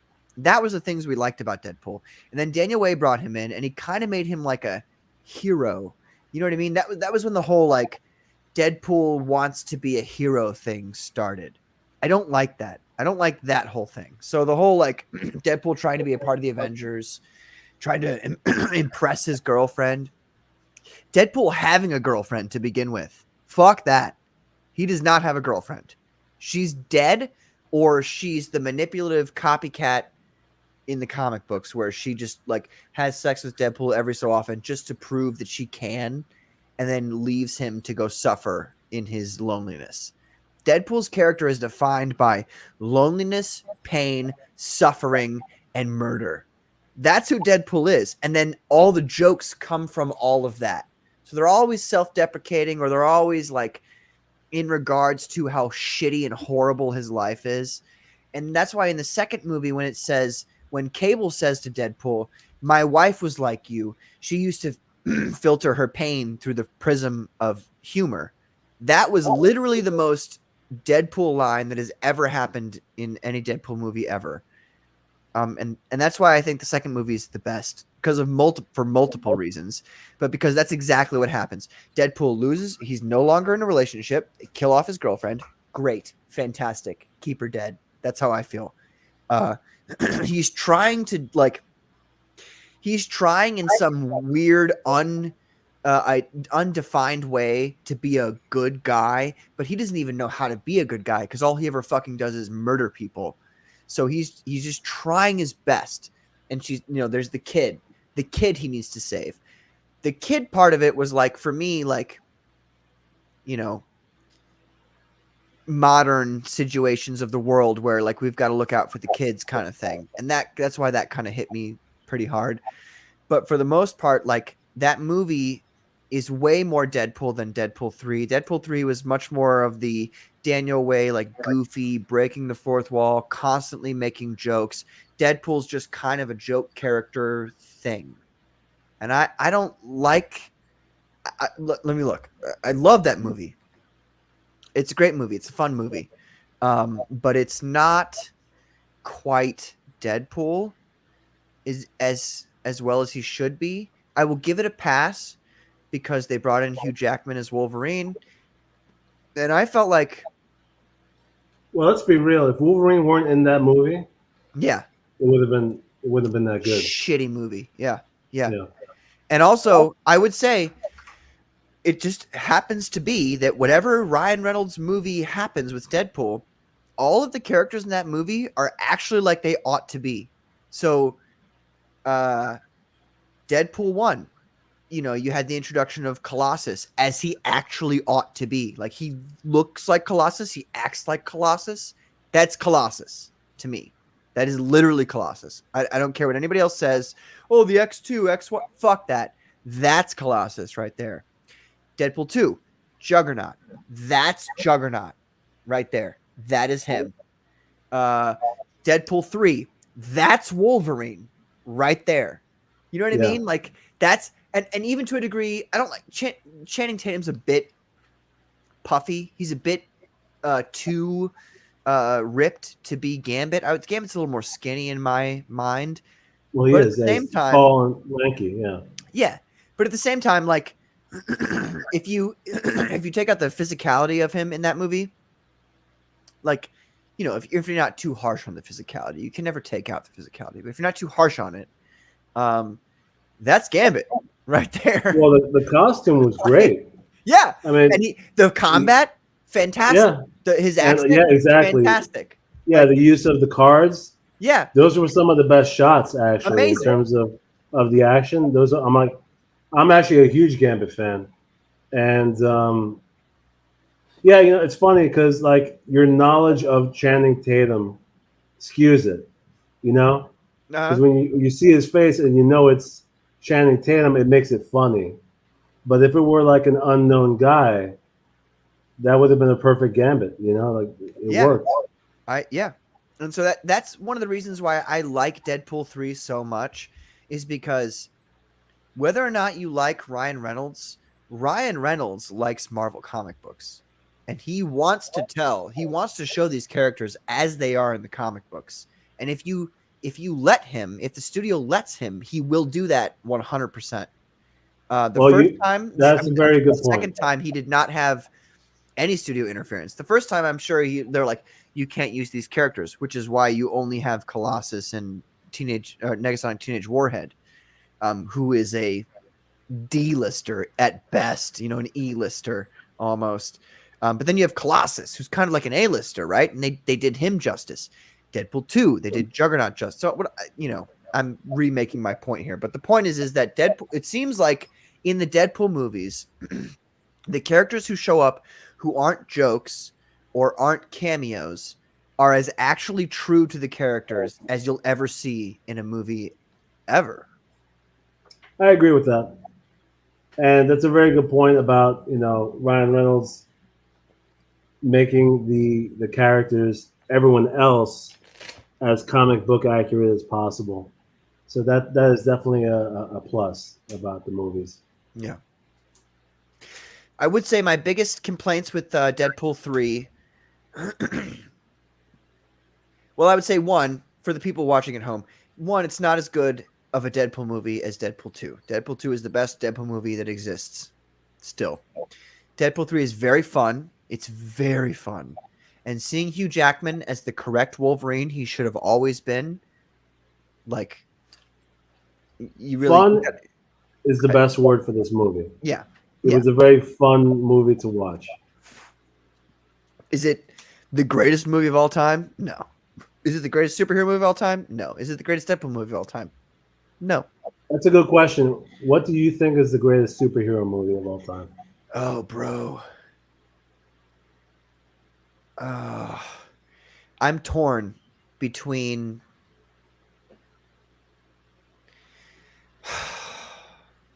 It depends on what... Okay, so I look at everything from different lenses of perspective. I look at all of the superhero movies from the lens of perspective of they are movies. And so to a degree, they have to fit within the cinematic universe. You know what I mean?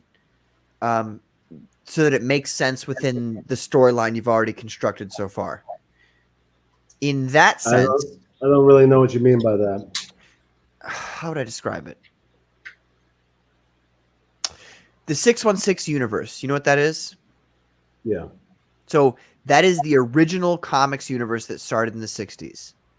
Now, they have, sacrileged it by saying that the 616 is the Marvel Cinematic Universe, which it is not.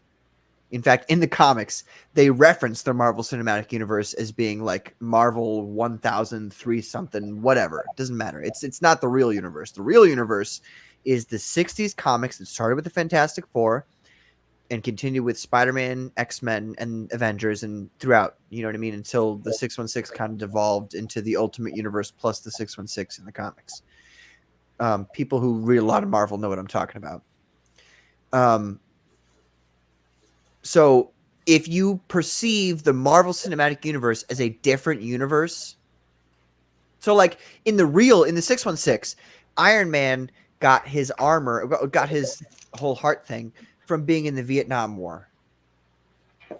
Okay, but I think you're digressing a little far here. Like, I which know, movie do you it's like hard the to say. most? That's the question. I'm trying to make my point while encompassing. I know what you're saying. I'm trying to make my point. Okay, so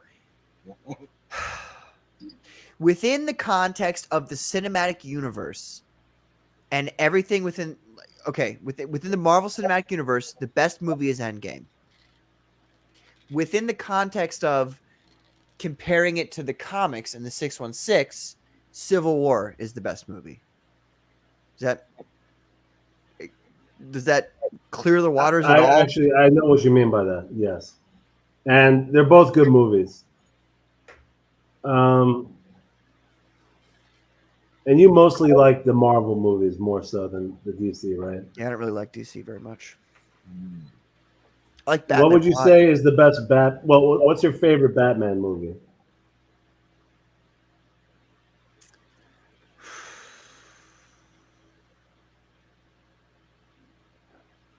The Tim Burton first Batman movie with Jack Nicholson. Yeah. I would say.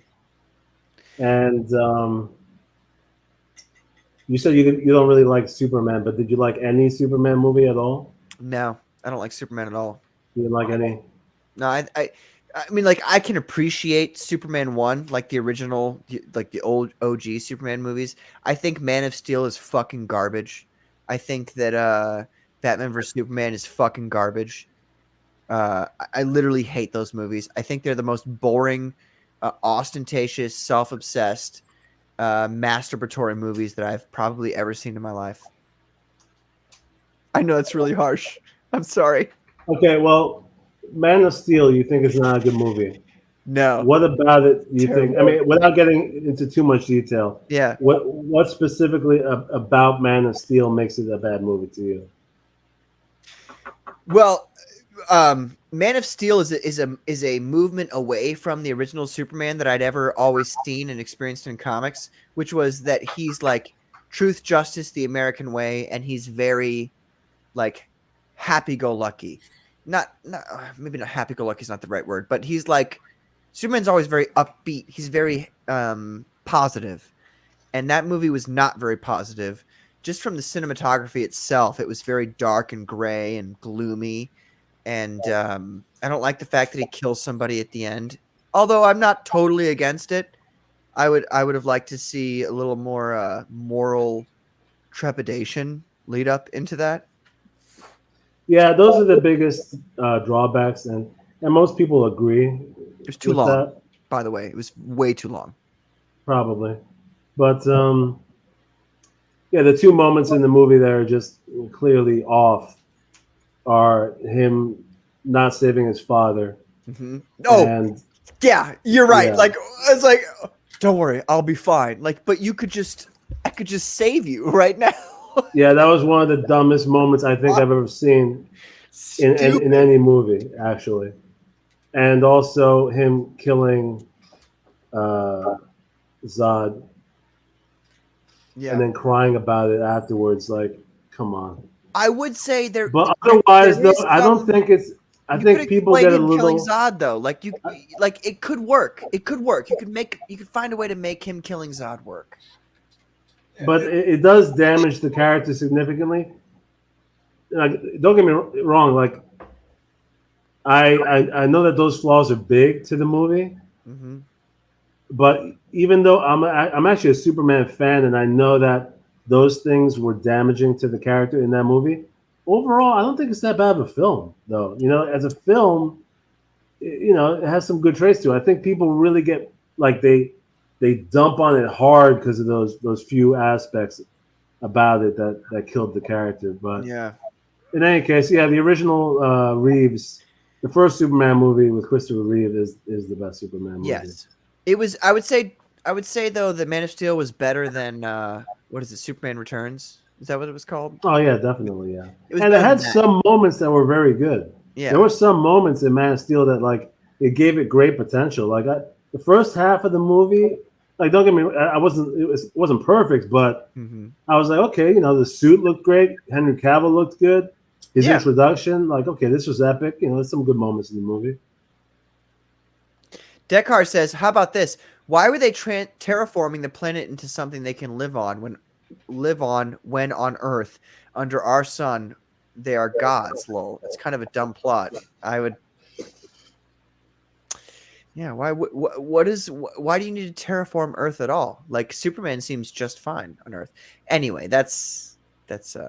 I would say the biggest complaint though I have with it is that it's too long. It's ostentatious. It's too long. It's too serious. If you reduce the It's too dark. It's too dark Yeah. overall. If you reduce the seriousness a bit, change the cinematography so that it's not so fucking gray, and then shortened it down, what was it, 2.5 hours to like an hour 50, an hour 45, you could still tell a very fun Superman movie that people would glow over. I've come to the point where I realize most movies don't need to be longer than 2 hours. You're right. 2 hours that's the limit. Yeah. Like it's got to be like some kind of brilliant movie for it to be justified to Exactly. be longer than 2.5 hours. 2 hours. You know what though? That's a fantastic segue, Carbon Heart, because speaking Timing of wise, being over 2 hours. Here we are, ladies and gentlemen. I think we've, unless you guys feel different, like let me know if you feel differently. I feel like we've adequately discussed Deadpool and Wolverine. We've all given our opinions, those of us who have watched it. We've also given our opinions on the Man of Steel So if you're interested in watching The Man of Steel or not, just Well, listen to actually, we got through it. everything we planned on talking about. Yeah, we today, actually did. This is the first. This is the Comicsgate Commandos first here. This was ladies a and gentlemen. solid episode tonight. Wow. Look, ladies and gentlemen, people say we don't deliver. I bet you Matt Barr thinks in his mind that we don't. He doesn't post about it, but I bet you he thinks Comicsgate Commandos doesn't deliver on what they say they're going to do. He's a fucking liar in his mind that he never said. So here we are delivering. And also delivering because we talked about religion a little bit about an hour ago. So that's more deliverance you guys are getting from us. See, that's puns and wordplay from your boy Patrick here. God damn it. I'm sorry. I get so fucking flippant with the chat. I'm like Deadpool. I'm like the Deadpool of streaming. Like, I just don't. Anyway, I'm not going to say that out loud because I know it'll get me in trouble. You guys, thank you so much for coming out tonight. Dr. Ben, Carbon Heart, but mostly Carbon Heart because he actually went and saw Deadpool 3. No offense, Dr. Ben, but you had 2 weeks to see it. Dr. Ben woke back. You just woke up from your nap? Right. I'm not good enough.